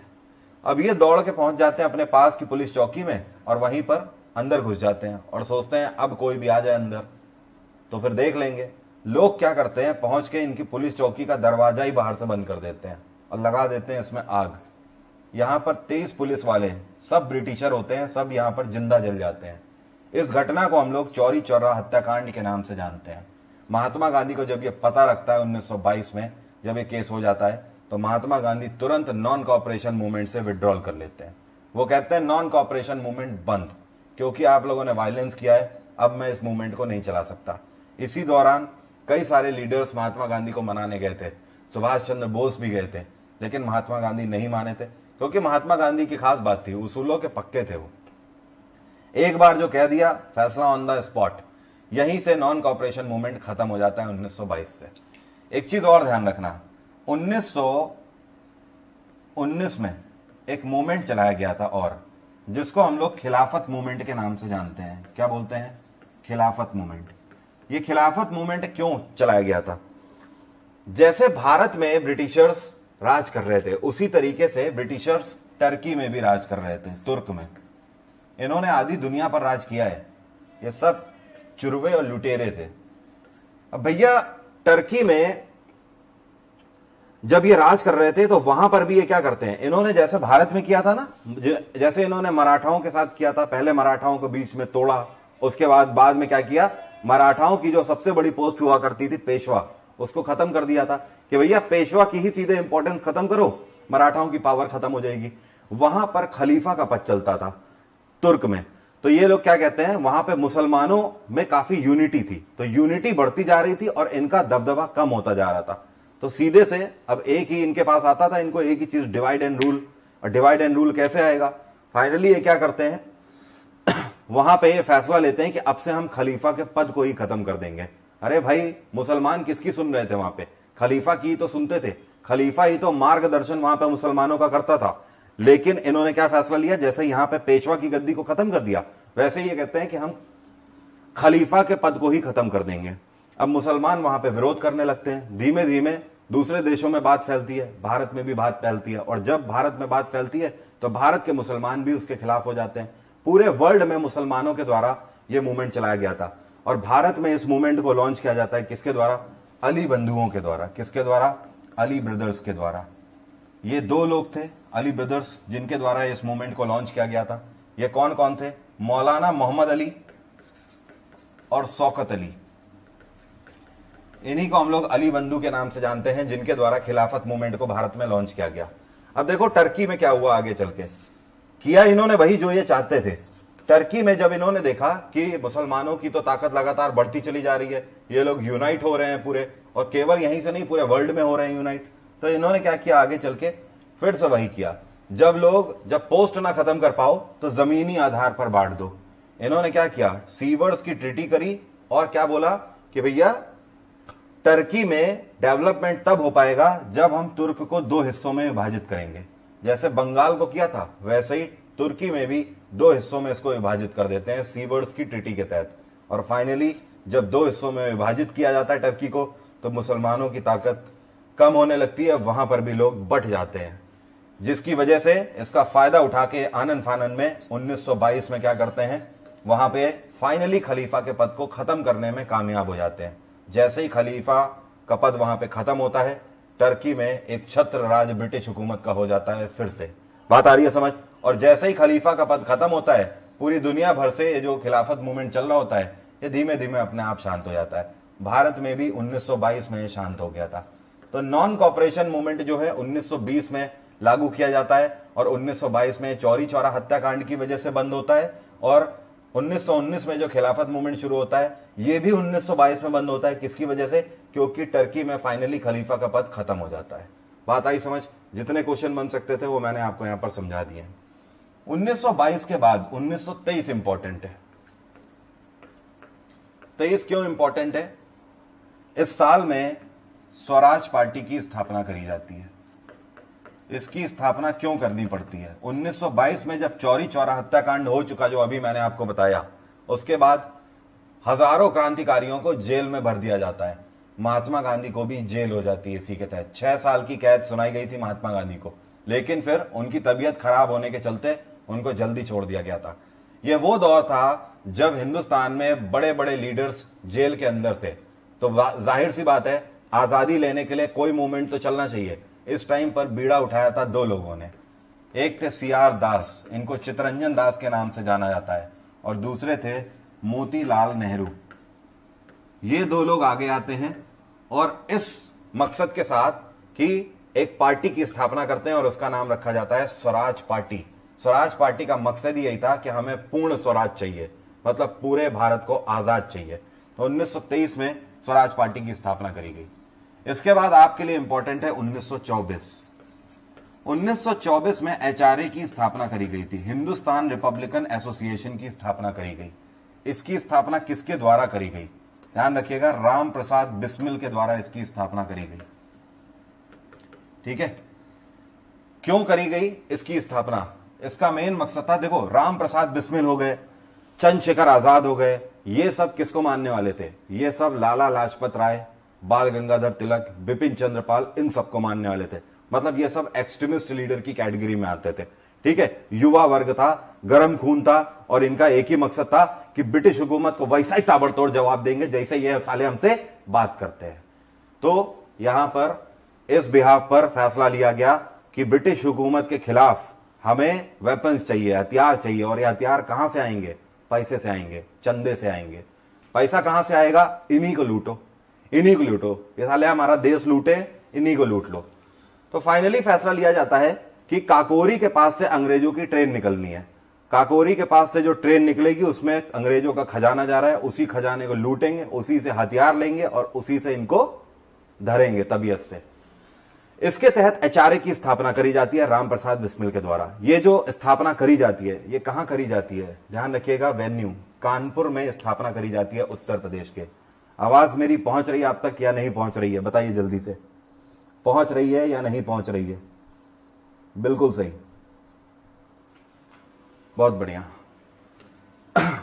कानपुर में स्थापना करी जाती है एचआरए की। इसका मेन मकसद होता है काकोरी लूट केस। काकोरी में अंग्रेजों की 8 डाउन ट्रेन को लूट रहा है। यहां पे आके इसकी स्थापना तो बिस्मिल के द्वारा करी जाती है, लेकिन जितनी भी प्लानिंग होती है और एग्जीक्यूशन होता है वो सब चंद्रशेखर आजाद के द्वारा किया जाता है। अब यहां पर नजाकत समझना क्वेश्चन की। अगर आपसे पूछता है एचआरए के फाउंडर कौन थे, तो आपका आंसर होगा राम प्रसाद बिस्मिल। अगर आपसे पूछता है एचआरए के रियल फाउंडर कौन थे, तो आंसर होगा चंद्रशेखर आजाद। ठीक है, बात आ गई समझ? रियल फाउंडर चंद्रशेखर आजाद को इसलिए बोला जाता है क्योंकि इन्होंने प्लानिंग भी करी थी और एग्जीक्यूशन भी किया था। यह सारा आइडिया इन्हीं का था, कैसे एग्जीक्यूट करेंगे। काकोरी हत्याकांड कब होता है? सॉरी, काकोरी लूट केस 1925 में होती है। 1925 में काकोरी जब लूट केस करी जाती है, ठीक है, तो इस लूट केस में अंग्रेजों की 8 डाउन ट्रेन को लूटा जाता है। और जिससे कितना पैसा लूटा जाता है? उस टाइम पर 8,000 रुपए लूटे जाते हैं। कितने? 8,000। इन 8,000 की मदद से आगे चल के असला लिया जाता है और इन्हीं को धमक के उड़ाया जाता है, इन सबको। 1925 हो गया। अब देखो 1926 हमारे लिए क्यों इंपॉर्टेंट है। 1926 में ऐसा क्या होता है? हिंदुस्तान के इतिहास में एक ऐसा नाम जो कि हिंदुस्तान के फ्यूचर तक भी रहेगा। कभी ये नाम कोई भी भुलाए नहीं जा सकते, चाहे चंद्रशेखर आजाद हो, चाहे बिस्मिल हो, और चाहे भगत सिंह। भगत सिंह ये वो व्यक्ति थे जो कि बचपन से ही लाला लाजपत राय को देखकर बड़े हुए थे, और इनकी नसों के अंदर जो हिंदुस्तान को आजाद कराने के लिए जो जज्बा दौड़ रहा होता है, वो सिर्फ और सिर्फ लाला लाजपत राय को देखकर ही दौड़ रहा होता है। ये बचपन से ही लाला लाजपत राय से बहुत इंप्रेस्ड होते हैं, और इसी के चलते ये अपने कॉलेज के दिनों में 1926 में एक पार्टी की स्थापना करते हैं। इस पार्टी का नाम था नौजवान सभा। क्या नाम था? नौजवान सभा। तो आपसे क्वेश्चन पूछता है, नौजवान सभा की स्थापना किसने करी थी? भगत सिंह ने करी थी, 1926 में करी थी। 1926 के बाद 1928 इंपॉर्टेंट है। 1928 में एचएसआरए की स्थापना करी जाती है। किसकी? एचएसआरए की। एचएसआरए का मतलब क्या है? Hindustan socialist Republican association. इसकी स्थापना चंद्रशेखर आजाद करते हैं। कहां पर करते हैं? दिल्ली में करते हैं, फिरोज शाह कोटला मैदान में। अब इसकी जरूरत क्यों पड़ी एचएसआरए की? इसकी जरूरत इसलिए पड़ी कि 1928 में ही क्या होता है, समझो इसको।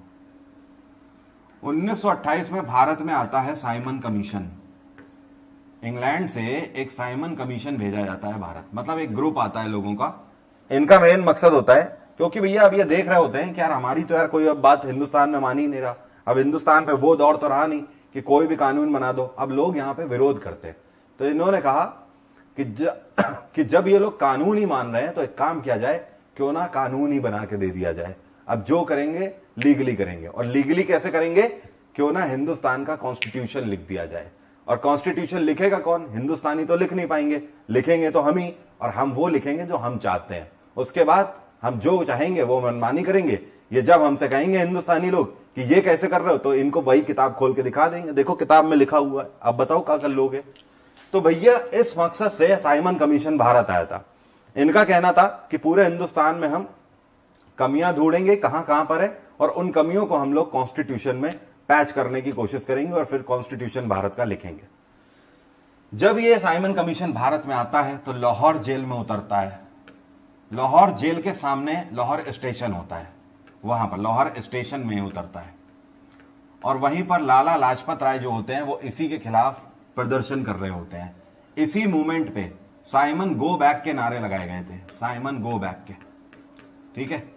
अब यहां पर साइमन गो बैक के नारे लगाए जा रहे होते हैं और यहीं पर लाठी चार्ज हो जाता है। लाला लाजपत राय के सर पे लाठी लग जाती है, जिसकी वजह से ये इंजर्ड हो जाते हैं बुरी तरीके से। कोई एक लाठी नहीं लगती है, जानबूझ के उनके सर पे कई लाठियों से वार किए जाते हैं, जिसकी वजह से बुरी इंजरी होती है। और 1928 में लाला लाजपत राय हमारे बीच नहीं रहते हैं, उनका देहांत हो जाता है। लाला लाजपत राय की मृत्यु का गहरा असर होता है हिंदुस्तान के हर एक युवा के ऊपर। उस टाइम पर हिंदुस्तान का जो नौजवान होता है वो सेम वैसा ही फील कर रहा होता है जैसा एक लड़के के सर से बाप का साया उठ जाए। हिंदुस्तान का हर नौजवान उस टाइम पे अनाथ फील कर रहा होता है कि जैसे सर से बाप का साया ही उठ गया, लाला लाजपत राय हमारे बीच नहीं रहे। इसी तरीके से चंद्रशेखर आजाद भी यही फील कर रहे होते हैं।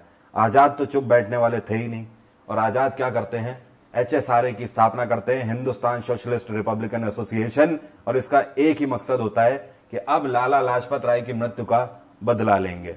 गोली के बदले गोली चलेगी, लाठी के बदले गोली भी चलेगी और गाली भी चलेगी, सीधा सा ये मकसद। अब क्या होगा, अब आर पार की कहानी होगी। HSRA में ही आकर भगत सिंह जुड़े थे। ये जो भगत सिंह आकर जुड़े हैं चंद्रशेखर आजाद से, वो इसी वजह से, क्योंकि भगत सिंह ने उस टाइम पर पंजाब छोड़ दिया था और ये सीधे चल पड़े थे दिल्ली की तरफ। किससे मिलने के लिए? चंद्रशेखर आजाद से मिलने के लिए। और यहीं पर आके भगत सिंह और चंद्रशेखर आजाद मिल जाते हैं और इसको एग्जीक्यूट किया जाता है। इसी को हम लोग लाहौर कंस्पिरेसी के नाम से जानते हैं। और लाहौर में, लाहौर जेल के बाहर जेपी सैंडर्स को आना होता है। जेपी सैंडर्स जिसके द्वारा लाठी चलाई गई होती है, सैंडर्स को बाहर आना होता है, लेकिन आ जाते हैं पहले कोई और ऑफिसर। यहां पर 2 ऑफिसर्स को मार दिया जाता है, लेकिन जेपी सैंडर्स को गोली नहीं लगती है एक्चुअली, ठीक है। तो लाहौर जेल के, लाहौर रेलवे स्टेशन के बाहर 2 अधिकारियों को दिन दहाड़े गोली मारा जाता है। उसके बाद सब फरार हो जाते हैं, कोई भी पकड़ा नहीं जाता है। अब भैया चारों तरफ से गिरफ्तारियां हो रही होती हैं और सबसे एक ही सवाल पूछा जा रहा होता है, भगत सिंह का पता बता दो या चंद्रशेखर आजाद का पता बता दो, छोड़ देंगे। जितना बोलोगे उतना पैसा देंगे, जो इनाम बोलोगे वो इनाम देंगे, केवल भगत सिंह और चंद्रशेखर आजाद का पता बताओ। चंद्रशेखर आजाद का तो पता उनके आसपास के लोगों को भी नहीं होता था। इसी वजह से चंद्रशेखर आजाद को क्या बोलते थे, पंडित जी या बहरूपिया के नाम से जाना जाता था। इतना गजब का मेकअप करते थे कि अभी 5 मिनट पहले तुम्हारे सामने से निकले थे, 5 मिनट बाद मेकअप करके निकल जाएंगे, पहचान नहीं पाओगे। ये कंडीशन हुआ करती थी।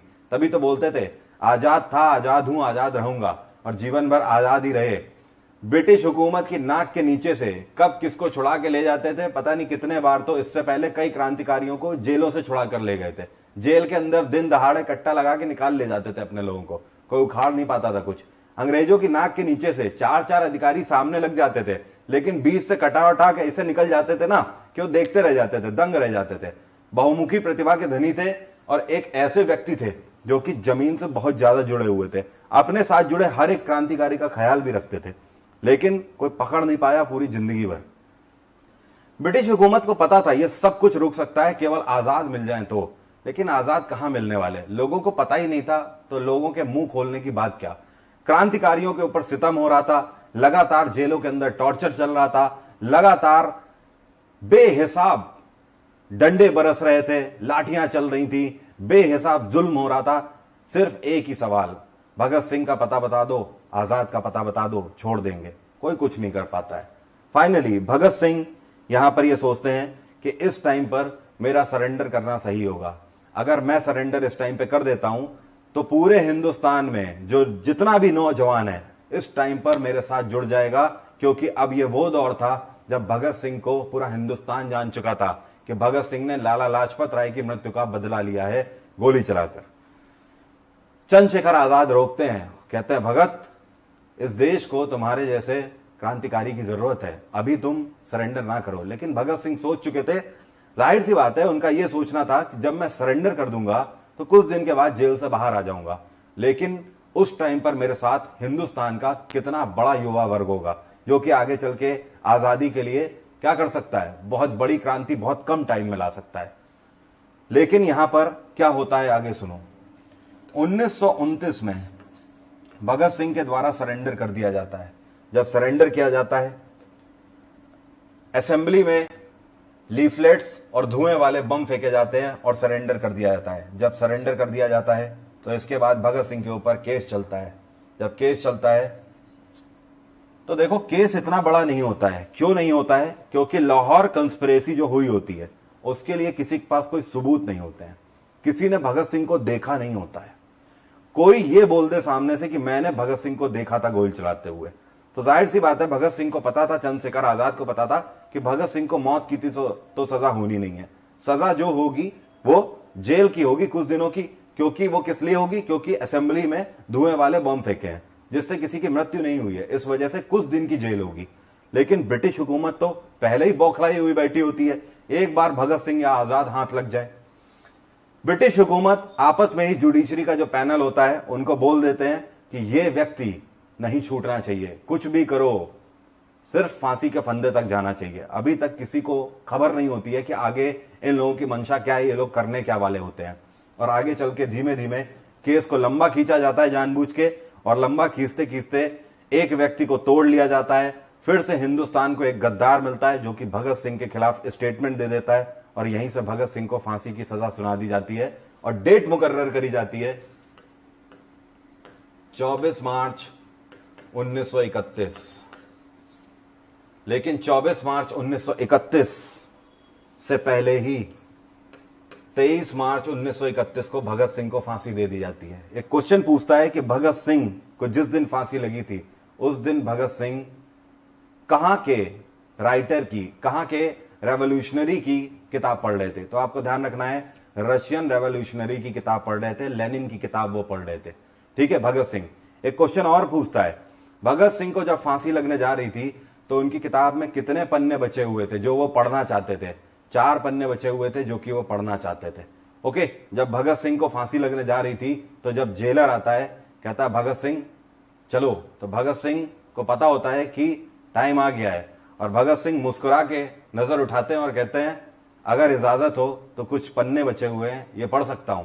तो उधर से जवाब आता है नहीं, नहीं पढ़ सकते, अभी चलना है। भगत सिंह कहते हैं ठीक है, कोई दिक्कत नहीं, किताब रखते हैं और पीछे पीछे चल देते हैं। और उसके बाद भगत सिंह, सुखदेव और राजगुरु तीनों को फांसी लगाई जाती है 23 मार्च 1931 को। हिंदुस्तान के इतिहास में यह काला दिन क्यों रहेगा हमेशा? क्योंकि 2 मार्च 1931 को भगत सिंह से मिलने के लिए हर एक को मना कर दिया जाता है। 2 मार्च 1931 को भगत सिंह की मां जब जाती हैं भगत सिंह से मिलने, तो उस टाइम पर वो भगत सिंह से बोलती हैं कि आज मुझे सिर्फ तुमसे वही वर्ड सुनने हैं, वही लफ्ज सुनने हैं जिनके लिए पूरा हिंदुस्तान तरस रहा है, और मैं तेरी मां हूं, मैं तेरे मुंह से वही शब्द सुनना चाहती हूं, मुझे तू सिर्फ वही शब्द सुना दे। तब भगत सिंह बोलते हैं इनकलाब जिंदाबाद। भगत सिंह से उनकी मां कहती हैं तू तो चला जाएगा भगत, लेकिन मैं तुझे पहचानूंगी कैसे? भगत सिंह उस टाइम पे कहते हैं तू मां है, तू पहचान लेगी मुझे, जब भी मैं आऊंगा अगली बार तो मेरे गले में एक निशान होगा, तो वो निशान देखते ही मुझे पहचान लेगी मां। वो टाइम होता है 2 मार्च का, और 2 मार्च के बाद भगत सिंह से कोई नहीं मिलता है। लेकिन डेट मुकर्रर होती है 24 मार्च की। आपको बता दूं, यहां से चंद्रशेखर आजाद को जब पता लगता है कि भगत को फांसी हो रही है, चंद्रशेखर आजाद भगत सिंह को छुड़ाने के लिए चल पड़ते हैं। कोई बड़ी बात नहीं होती, चंद्रशेखर आजाद ने सीधा प्लान बना लिया होता है कि लाहौर जेल को धुआं धुआं कर देंगे, आज लाहौर जेल बचेगा ही नहीं, और भगत सिंह को सीधे निकाल के ले जाएंगे। ये इलाहाबाद से इनको निकलना होता है और लाहौर पहुंचना होता है। इनकी ट्रेन होती है दोपहर 2 बजे की, लेकिन ये दोपहर में सुबह के 11 बजे वहां पे एल्फ्रेड पार्क था इलाहाबाद में, वहां पे जाके ये बैठते हैं, अपने एक सहभागी से मिलते हैं, अपने एक मित्र से मिलते हैं और उसको बोलते हैं कि मैं अभी मिलकर आ रहा हूं किससे, जवाहरलाल नेहरू से। ये जवाहरलाल नेहरू से आनंद भवन में मिलने जाते हैं और आगे का प्लान ये होता है कि ये भगत सिंह को छुड़ा के देश के बाहर चले जाएंगे, क्योंकि इनको पता होता है भगत सिंह को छुड़ाने का मतलब है फिर पुलिस हमारे पीछे लग जाएगी, उसके लिए देश से बाहर ही निकल जाना इधर में सही है। जवाहरलाल नेहरू से ये मदद मांगने गए होते हैं, लेकिन यहां पर वो जो व्यक्ति होता है वो व्यक्ति जाके मुखबरी कर देता है। वो व्यक्ति मुखबरी करता है या कोई और मुखबरी करता है, ये किसी को नहीं पता। किसने वो मुखबरी करी थी इस इतिहास में वो नाम दर्ज ही नहीं है। थोड़ी देर के बाद मिलने का यहां पर वादा होता है। उस व्यक्ति को इन्होंने भेजा होता है पैसे लेकर। वो व्यक्ति पैसे लेकर यहां पे आ ही रहा होता है कि यहां पर चंद्रशेखर आजाद पहले ही आके बैठे होते हैं। इनको पता लग जाता है कि चारों तरफ से ब्रिटिश हुकूमत ने घेर लिया, यहां पे तो आर्मी लगी हुई है चारों तरफ से, और यहां पर वो सीधे फिर अपनी पिस्टल निकालते हैं। फिर तो आर पार ही होना था। आजाद थे, आजाद जीऊंगा और आजाद मरूंगा, इस पद्धति के साथ सीधे यहां पर एक पेड़ था, इस पेड़ के पीछे चंद्रशेखर आजाद होते हैं। अकेले चंद्रशेखर आजाद 60 लोगों से 45 मिनट तक लड़ते रहे थे और अकेले इन्होंने 24 को मार दिया था वहां पे। 45 मिनट के बाद इतना खौफ था ब्रिटिश हुकूमत के जहन में कि दूर से इनके ऊपर लाठी कंकड़ फेंक के देख रहे थे कि कहीं जिंदा तो नहीं है अभी भी, तब जाके, और आखिरी गोली से तो अपने आप को मार ही लिया था, क्योंकि आजाद ही उन्हें जाना था। यह दिन था जब चंद्रशेखर आजाद शहीद हुए थे, 27 फरवरी 1931। और आप देखो 24 मार्च 1931 को भगत सिंह को फांसी होनी थी। भगत सिंह को फांसी होने से पहले ही लगातार लोगों का हुजूम बढ़ता चला जा रहा था। पूरे देश भर से लोग लाहौर जेल पहुंच रहे थे कि एक बार भगत सिंह से मिलना हो जाए, लेकिन कोई नहीं मिल पाया। ब्रिटिश हुकूमत को लगा ही था कि 24 मार्च को तो बहुत बड़ा बवाल हो जाएगा, 24 मार्च को कहीं ये लोग दीवारें वारे ना तोड़ दें जेल की। इसी वजह से हिंदुस्तान के ही नहीं पूरे वर्ल्ड के इतिहास में एक काला सच है कि रात में अंधेरे में किसी को फांसी दी गई। रात में सूर्योदय के बाद फांसी नहीं दिए जाने का प्रावधान है, फांसी दिन में ही दी जाती है, लेकिन रात के 8 बजे भगत सिंह, सुखदेव और राजगुरु को फांसी दी गई थी। और उसके बाद जब लोगों को पता लगता है, ये खबर बाहर पहुंचती है, थोड़ी देर में लोग गुस्से से पागल हो जाते हैं। ब्रिटिश हुकूमत कंट्रोल करने के लिए वहां पर तत्पर नहीं होती है, उनके बस का नहीं रह जाता है, बूदा उनके अंदर नहीं रह जाता है बिल्कुल भी कि हुजूम को रोक पाए। ये लोग क्या करते हैं, लाहौर जेल के पीछे के रास्ते से जाके वहीं पे पास में एक घाट के पास तीनों की लाशों को जलाने की कोशिश करते हैं, कैसे भी करके। लकड़ी गीली होती है, लाश जल नहीं रही होती है, आधी अधूरी जली हुई लाशें। हमारे तीनों शहीदों की सोच कर देखो क्या अंजाम हुआ होगा। रात का अंधेरा, लोग उनके पीछे पीछे पहुंचते हैं, तब तक ये लोग अपनी जान बचा के भाग ही रहे होते हैं कि लोग इनको भी वहां पे मार देते हैं। तब जाकर हमारे शहीदों की जो लाशें थी वो हमारे लोगों के हाथ लगी थी और उसके बाद जाके क्रियाक्रम हुआ था। वो लाशों की क्या हालत थी वो मैं बयान नहीं कर सकता, गला रौंद जाता है। ठीक है, तो ये हुआ था 23 मार्च 1931 को। इसके बाद यहां पर राउंड टेबल समिट आपके लिए इंपॉर्टेंट है। सभी लोग जुड़े हुए हैं ना, कोई दिक्कत तो नहीं है किसी को, कोई दिक्कत तो नहीं है।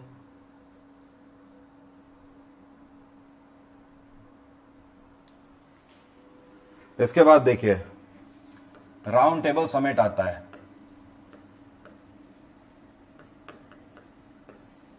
राउंड टेबल समिट जो हुआ था इसका एक ही मकसद था, कॉन्स्टिट्यूशन को लेकर आना भारत में।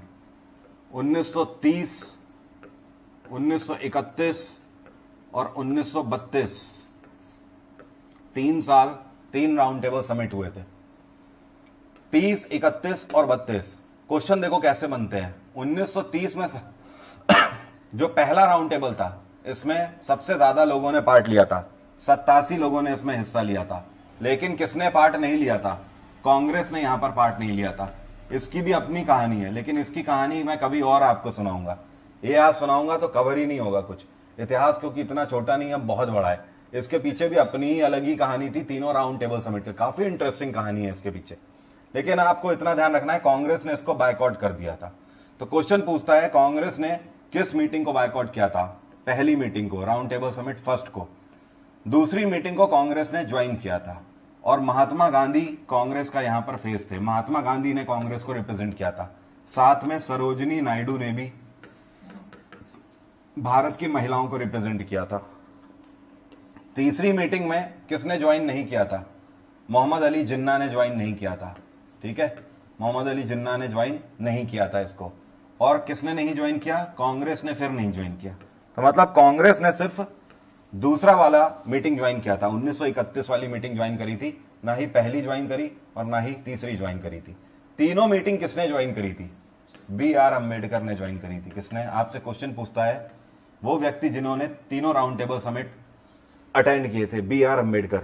एक क्वेश्चन यहां से और बनता है कि सबसे कम लोगों ने कौन सी मीटिंग ज्वाइन करी थी? तीसरी मीटिंग। केवल 46 लोगों ने मीटिंग ज्वाइन करी थी 1932 की, ठीक है। राउंड टेबल समिट का मेन मकसद क्या था? भारत में कॉन्स्टिट्यूशन को लेकर आना। 1930 में एक मूवमेंट हम लोगों ने छोड़ दिया है, वैसे छोड़ा नहीं है, अभी हम लोग दूसरे वर्ड्स पर बात कर रहे थे। 1930 में सविनय अवज्ञा आंदोलन लॉन्च किया जाता है। सविनय अवज्ञा आंदोलन, इंग्लिश में इसी को हम लोग सिविल डिसओबीडिएंट मूवमेंट बोलते हैं। इसी को हम लोग सॉल्ट मूवमेंट के नाम से जानते हैं, मतलब हिंदी में बोले तो नमक का आंदोलन इसी को बोलते हैं। ब्रिटिश हुकूमत देख रही होती है कि नॉन कॉपरेशन मूवमेंट जो 1920 में महात्मा गांधी ने चलाया था, अब हम उनका बनाया हुआ कुछ तो खरीद नहीं रहे हैं। तो कह रहे हैं जब आप हमारा बनाया हुआ कुछ नहीं खरीद रहे हो तो खाना तो खाओगे ना, तो आप हमसे अब नमक खरीदोगे। नमक में 10 गुना टैक्स बढ़ा दिया जाता है कि बेटा नमक खरीदे बिना जाओगे कहां, खाना तो खाना है ना। जब नमक में 10 गुना टैक्स बढ़ाया जाता है, महात्मा गांधी का ताव हाई हो जाता है। महात्मा गांधी कहते हैं बेटा अगर नमक में टैक्स लगाओगे तो अब हम नमक भी तुम्हारा नहीं खाएंगे। और महात्मा गांधी यहां पे दांडी मार्च निकालते हैं। यह प्लान ये होता है, सविनय अवज्ञा आंदोलन के नाम से इसी को इसीलिए जाना जाता है। यह प्लान ये होता है कि गुजरात के साबरमती में इनका आश्रम होता है। यहां से पैदल यात्रा करते हुए जाएंगे कहां तक? दांडी के कोस्टल एरिया तक, समुद्री किनारे तक। और वहां पे जाके समुद्र के किनारे जो पानी आता है ना, वहां पर मेड़ बना दी जाती है। पानी आएगा, मेड़ों में रुक जाता था, पानी भाप बन के उड़ जाएगा और जो समुद्र के पानी में जो नमक होता है वो यहीं रह जाएगा। इस तरीके से नमक बनाया जाता है, नमक छान के, और इसी को बोलते हैं नमक का कानून तोड़ना। महात्मा गांधी ने नमक का कानून 1930 में तोड़ा था। कब? साबरमती से लेकर दांडी तक की पैदल यात्रा करके। इस मूवमेंट में ध्यान रखिएगा, महात्मा गांधी जब चले थे यहां से तो केवल 49 लोग महात्मा गांधी के साथ थे। जब ये दांडी पहुंचे थे तो महात्मा गांधी के साथ 50,000 से भी ज्यादा लोग हो चुके थे। इतना बड़ा हुजूम था। महात्मा गांधी जिस गांव से निकल रहे थे, जिस शहर से निकल रहे थे, लोग पोटली ओटली बांध के महात्मा गांधी के पीछे ही वो ले रहे थे, अपना घर बार छोड़ के। क्या हुआ? कौन है भाई कमेंट सेक्शन चौक कर रहा है? बताइए भैया, कोई दिक्कत तो नहीं? बहुत बढ़िया, ठीक है ठीक है।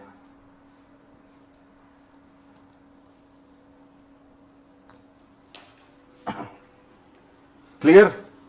इसके बाद आगे बढ़ते हैं। इसके बाद जो आपको ध्यान रखना है, 1937 में एक मूवमेंट हुआ था। 1937 में इसको हम लोग बोलते हैं self rule movement. Self rule movement, ये जो सेल्फ रूल मूवमेंट है ये किसके द्वारा लॉन्च किया गया था? जवाहरलाल नेहरू के द्वारा। नेहरू ने इसको क्यों लॉन्च किया था? नेहरू का मेन मकसद था यहां पर सेल्फ रूल मूवमेंट, आपको नाम से ही समझ आ रहा है। नेहरू का कहना था कि भैया जब हिंदुस्तान के लोग ही नहीं चाहते कि आप राज करो तो फिर आप राज क्यों कर रहे हो? हिंदुस्तान की जनता जिसको चाहेगी उस पार्टी को चुन लेगी। तो एक काम करो, वोटिंग करवा लो, और अगर वोटिंग करवाते हो तो पता लग जाएगा। अगर ब्रिटिश हुकूमत को चुन लेगी हिंदुस्तान की जनता तो आप रूल करो, अगर कांग्रेस को चुनती है तो कांग्रेस शासन करेगी। हिंदुस्तान में हिंदुस्तानियों का ही शासन होना चाहिए। This is called self rule movement. Election conduct कराए जाते हैं और जैसा जवाहरलाल नेहरू ने कहा होता है वैसा ही होता है। जनरल कॉन्स्टिट्यूएंसीज में जो सरकार बनती है हिंदुस्तानियों की, वो 19 जगहों पर सरकार बनती है और मुस्लिम कॉन्स्टिट्यूएंसीज की सरकार बनती है 11 जगहों पर, ठीक है। और ब्रिटिशर्स की सरकार 5 से भी कम जगहों पर बनती है। बात आ रही है समझ? लेकिन ब्रिटिशर्स ये केवल करके देखना चाहते थे। ब्रिटिशर्स के गाल पे करारा तमाचा था ये, लेकिन उसके बाद भी थे तो बेशरम ही ना, ये ससुरे बेशरम ही थे। जब ये बेशरम थे इतने, तो क्या करेंगे? क्या आजादी दे देंगे? नहीं दी आजादी, कुछ नहीं किया। इसके बाद 1942 आपको ध्यान रखना है। 1942 में क्रिप्स मिशन भारत आया था। Cripps mission. ये जो क्रिप्स मिशन था, इसमें एक व्यक्ति आया था ब्रिटेन से जिसका नाम था सर स्टैफोर्ड क्रिप्स। काहे का सर? घंटे का सर, स्टैफोर्ड क्रिप्स।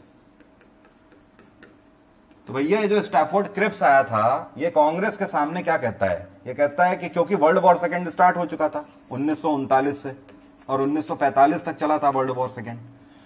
अब देखो ब्रिटेन यहां पर लगातार कमजोर होता चला रहा था वर्ल्ड वॉर सेकेंड में। इनके पास मरता क्या ना करता वाली सिचुएशन थी। ये यहां पे क्या बोलते हैं, कांग्रेस से फुल सपोर्ट की डिमांड करते हैं। और इनका कहना होता है कांग्रेस से कि अगर आप हमें फुल सपोर्ट कर रहे हो अभी पे, तो इस केस में पैसे से भी सपोर्ट करो, आर्मी से भी सपोर्ट करो, हर चीज से सपोर्ट करो। भारत को जैसे ही वर्ल्ड वॉर सेकेंड खत्म होगा हम आजाद कर देंगे और सत्ता तुम्हें दे देंगे। कांग्रेस बायकॉट कर देती है। ये मुस्लिम लीग के पास मनाने जाते हैं, मुस्लिम लीग भी बायकॉट कर देती है। और महात्मा गांधी इसी ऑफर को पोस्ट डेटेड चेक बोलते हैं। क्या बोलते हैं? Post dated cheque. Post dated cheque का मतलब कि भैया आगे के डेट की चेक दे रहे हो, पता नहीं पूरी हो या ना हो, या चेक बाउंस हो जाए। ये तो वही बात है, आगे हम ये कर देंगे अगर ऐसा हो जाएगा तो वाली कंडीशन क्या होती है? ये तो वही बात हो गई, नानी की मूछें होती तो दो नाना होते, लेकिन नानी की मूछें आएंगी ही क्यों? इसलिए नाना एक ही रहेंगे। तो भैया यहां पर इसी को post dated cheque Mahatma Gandhi ने बोला था। तो आपसे क्वेश्चन पूछता है, महात्मा गांधी ने किसको पोस्ट डेटेड चेक बोला था? क्रिप्स मिशन के ऑफर को। इसी को अगस्त ऑफर के नाम से भी जाना जाता है। अब ध्यान रखना, 1942 में 9 अगस्त 1942 को महात्मा गांधी ने एक मूवमेंट लॉन्च किया और इसी मूवमेंट को हम लोग क्विट इंडिया मूवमेंट के नाम से जानते हैं। क्या बोलते हैं? Quit India movement. हिंदी में भारत छोड़ो आंदोलन इसी को बोलते हैं। कहां से इसको लॉन्च किया गया था? इसको बॉम्बे से लॉन्च किया गया था महात्मा गांधी के द्वारा। ठीक है। और इसी के दौरान महात्मा गांधी ने एक नारा दिया था, एक स्लोगन दिया था, डू और डाई। डू और डाई। ठीक है, जिसको हिंदी में बोलते हैं करो या मरो। ठीक है, ये नारा महात्मा गांधी ने क्विट इंडिया मूवमेंट के दौरान दिया था। आपको पता है क्विट इंडिया मूवमेंट पूरे देश भर में लगभग चलाया गया था, लेकिन हिंदुस्तान में नॉर्थ इंडिया में कुछ खास ज्यादा तरीके से चलाया गया था। बढ़ चढ़ के इसमें लोगों ने हिस्सा लिया था। पूरे हिंदुस्तान में क्विट इंडिया मूवमेंट के दौरान कितने लोगों की गिरफ्तारी हुई थी? 60,000 लोगों की गिरफ्तारी हुई थी करीब। ये आंकड़ा जल्दी किसी को याद नहीं रहता है। लोगों को सिर्फ ये लगता है कि क्विट इंडिया मूवमेंट चला और आजादी मिल गई। नहीं, पूरे हिंदुस्तान भर में 60,000 से ज्यादा लोगों की गिरफ्तारी हुई। कितने लोग मारे गए? 10,000 लोग मारे गए थे। 10,000 प्लस के करीब लोग केवल मार दिए गए थे ब्रिटिश हुकूमत के खिलाफ। कुछ गोलियों से, कुछ लाठी चार्ज में, तब जाके आजादी मिली थी। यहां पर एक चीज और ध्यान रखना, सुभाष चंद्र बोस ने कांग्रेस कब छोड़ी थी? 1939 में। क्योंकि सुभाष चंद्र बोस का जो विजन था, महात्मा गांधी उससे सहमत नहीं थे। सुभाष चंद्र बोस का कहना था कि हमें ब्रिटिश हुकूमत के साथ अब बातचीत नहीं करनी चाहिए, यही सही टाइम है कि हमें उठ के खड़े हो जाना चाहिए और लाल किले में अपना झंडा फहरा देना चाहिए, क्योंकि ब्रिटिश हुकूमत की पावर अब कम हो रही है। महात्मा गांधी का कहना था कि जब दुश्मन कमजोर हो तो उस पर वार नहीं करते। दुश्मन अगर कमजोर है तो ये उसका टाइम है, हम बाद में अपनी डिमांड रखेंगे, अभी ब्रिटेन खुद परेशान है। इसके चलते सुभाष चंद्र बोस ने कांग्रेस से रिजाइन किया और अपनी खुद की पार्टी बनाई, जिसको ऑल इंडिया फॉरवर्ड ब्लॉक के नाम से जाना जाता है। इसकी स्थापना वेस्ट बंगाल में कोलकाता के अंदर करी गई थी। नेताजी ने इसकी स्थापना करी थी। नेताजी की अपनी कहानी है, वो कहानी इसमें पूरी नहीं हो सकती इस सेशन में। नेताजी की बात ही अलग थी। खैर, इसके बाद इन्होंने 1942 में आजाद हिंद फौज की कमान संभाली थी। ये बाहर चले गए थे भारत से, काफी लंबी जर्नी इन्होंने कवर करी। सिंगापुर और म्यांमार की तरफ इन्होंने जाके वहां पर आजाद हिंद फौज को रिफॉर्म किया और आगे बढ़ाया। आजाद हिंद फौज के रियल फाउंडर के नाम से जाने जाते हैं। और 1943 में इन्होंने रानी लक्ष्मीबाई रेजिमेंट की स्थापना करी। दुनिया की पहली ऐसी रेजिमेंट थी जिसमें महिलाओं को शामिल किया गया था आर्मी में। ठीक है, और ये जो रानी लक्ष्मीबाई रेजिमेंट की स्थापना इन्होंने करी थी, ये किस देश की मदद से करी थी? कई बार क्वेश्चन ये भी पूछ देता है। इसमें जापान ने साथ दिया था। हालांकि जापान आगे चल के पीछे हट गया था। जापान ने आगे जाके हमारी मदद नहीं करी थी। इन्होंने जो वादा किया था वो इन्होंने वादा खिलाफी बाद में कर दी थी, लेकिन तब तक ये मदद हमारी कर रहे थे जब तक रानी लक्ष्मीबाई रेजिमेंट की स्थापना हुई थी। 1922 के बाद सीधे आपको ध्यान रखना है, 45 में वर्ल्ड वॉर सेकेंड खत्म होता है। यूनाइटेड नेशंस की स्थापना करी जाती है। ब्रिटेन को अपनी इमेज की चिंता अब हो रही होती है, और फाइनली किसी को गुलाम बना के तो आप अपनी इमेज बना नहीं पाओगे। फाइनली भारत में आता है cabinet mission. Cabinet mission, cabinet mission के साथ 3 अधिकारी आते हैं यहां पर। एक का नाम होता है पथिक लॉरेंस, पथिक लॉरेंस। दूसरे का नाम होता है एवी अलेक्जेंडर, एवी अलेक्जेंडर। और तीसरे का नाम होता है स्टैफोर्ड क्रिप्स, स्टैफोर्ड क्रिप्स। ये वही पगला था जो 1942 में आया था, जो अगस्त ऑफर लेकर आया था, जिसने कहा था, ठीक है। तो स्टैफोर्ड क्रिप्स, एवी अलेक्जेंडर और पथिक लॉरेंस तीनों आते हैं, जिसमें से पथिक लॉरेंस हेड थे इसके। और फाइनली यहां पे आके अनाउंसमेंट किया जाता है कि हम भारत को आजाद कर रहे हैं। उधर से 1947 फरवरी में यह अनाउंस कर दिया जाता है ब्रिटेन के प्रधानमंत्री क्लेमेंट एटली के द्वारा कि हम भारत को 30 जून 1947 से पहले आजाद कर देंगे। और यही होता है, 30 जून से पहले ही 3 जून को अनाउंसमेंट कर दिया जाता है। लेकिन इसके तहत लॉर्ड वॉवेल को हटा के माउंट बेटन को भारत का वायसराय बनाया जाता है। आपसे क्वेश्चन पूछता है उस टाइम पर वायसराय कौन था, या फिर किसको भारत को आजाद करने की कमान दी गई थी? माउंट बेटन को। माउंट बेटन भारत में कितने महीनों तक रहा था? यह भारत में 18 महीनों तक रहा था। बाद में इसकी भी हत्या हुई थी। तो माउंट बेटन ने माउंट बेटन प्लान बनाया था, और इसी के प्लान के तहत यह होना था कि एक नए राष्ट्र को बनाया जाएगा, जिसका नाम क्या होगा? पाकिस्तान। इसके पीछे काफी स्टोरीज है, वो सब मैं आपको प्लस में पढ़ाता हूं। कभी मुलाकात अगर होगी तो प्लस में इतना टाइम होता है, वहां पर मैं बहुत काफी विस्तार में पढ़ाता हूं। तो ये बात थी। 1947 तक के जितने क्वेश्चन आपके मेन बन सकते थे वो मैंने कवर करने की कोशिश करी है। कुछ छूट गया हो तो उसके लिए माफी चाहता हूं। 100% देने की कोशिश करी है। आप भी जानते हो मैं देख के तो पढ़ाता नहीं हूं किताब से, जो भी निकलता है इस दिमाग से निकलता है। खैर, तो आज की बात यहीं तक रहेगी। आज रात में 8:30 बजे फंडामेंटल राइट की क्लास है, मौलिक अधिकार पढ़ाऊंगा, ठीक है। आज की बात यहीं तक यार। 10:30 बजे अभी मेरी फिर क्लास लगी हुई है। Bye everyone, take care, have a nice day. अपना ख्याल रखिए, प्यार बनाए रखिए इसी तरीके से। Love you all, bye.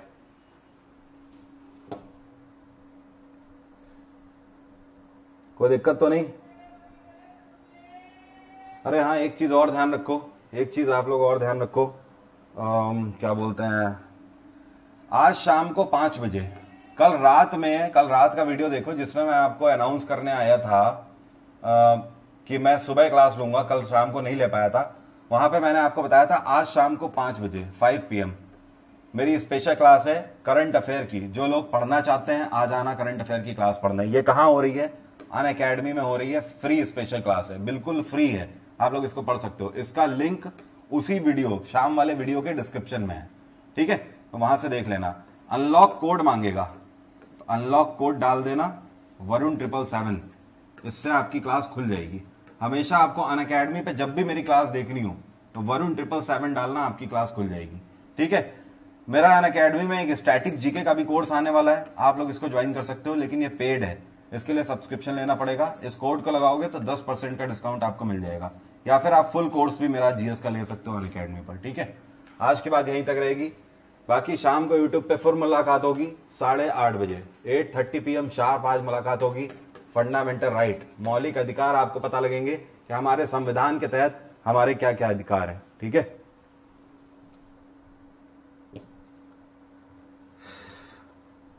कोई दिक्कत तो नहीं?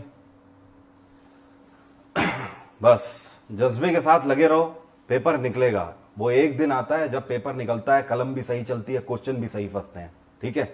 कहते हैं ना, सुल्तान तो हर कोई बनना चाहता है, लेकिन सुल्तान बनने के लिए गर्दन और इरादे दोनों मजबूत होने चाहिए। मजबूत हैं क्या? अगर हैं तो सुल्तान बनने का कुब्बत रखना, नहीं तो बन नहीं पाओगे। बात आई समझ? चलिए bye, take care, have a nice day.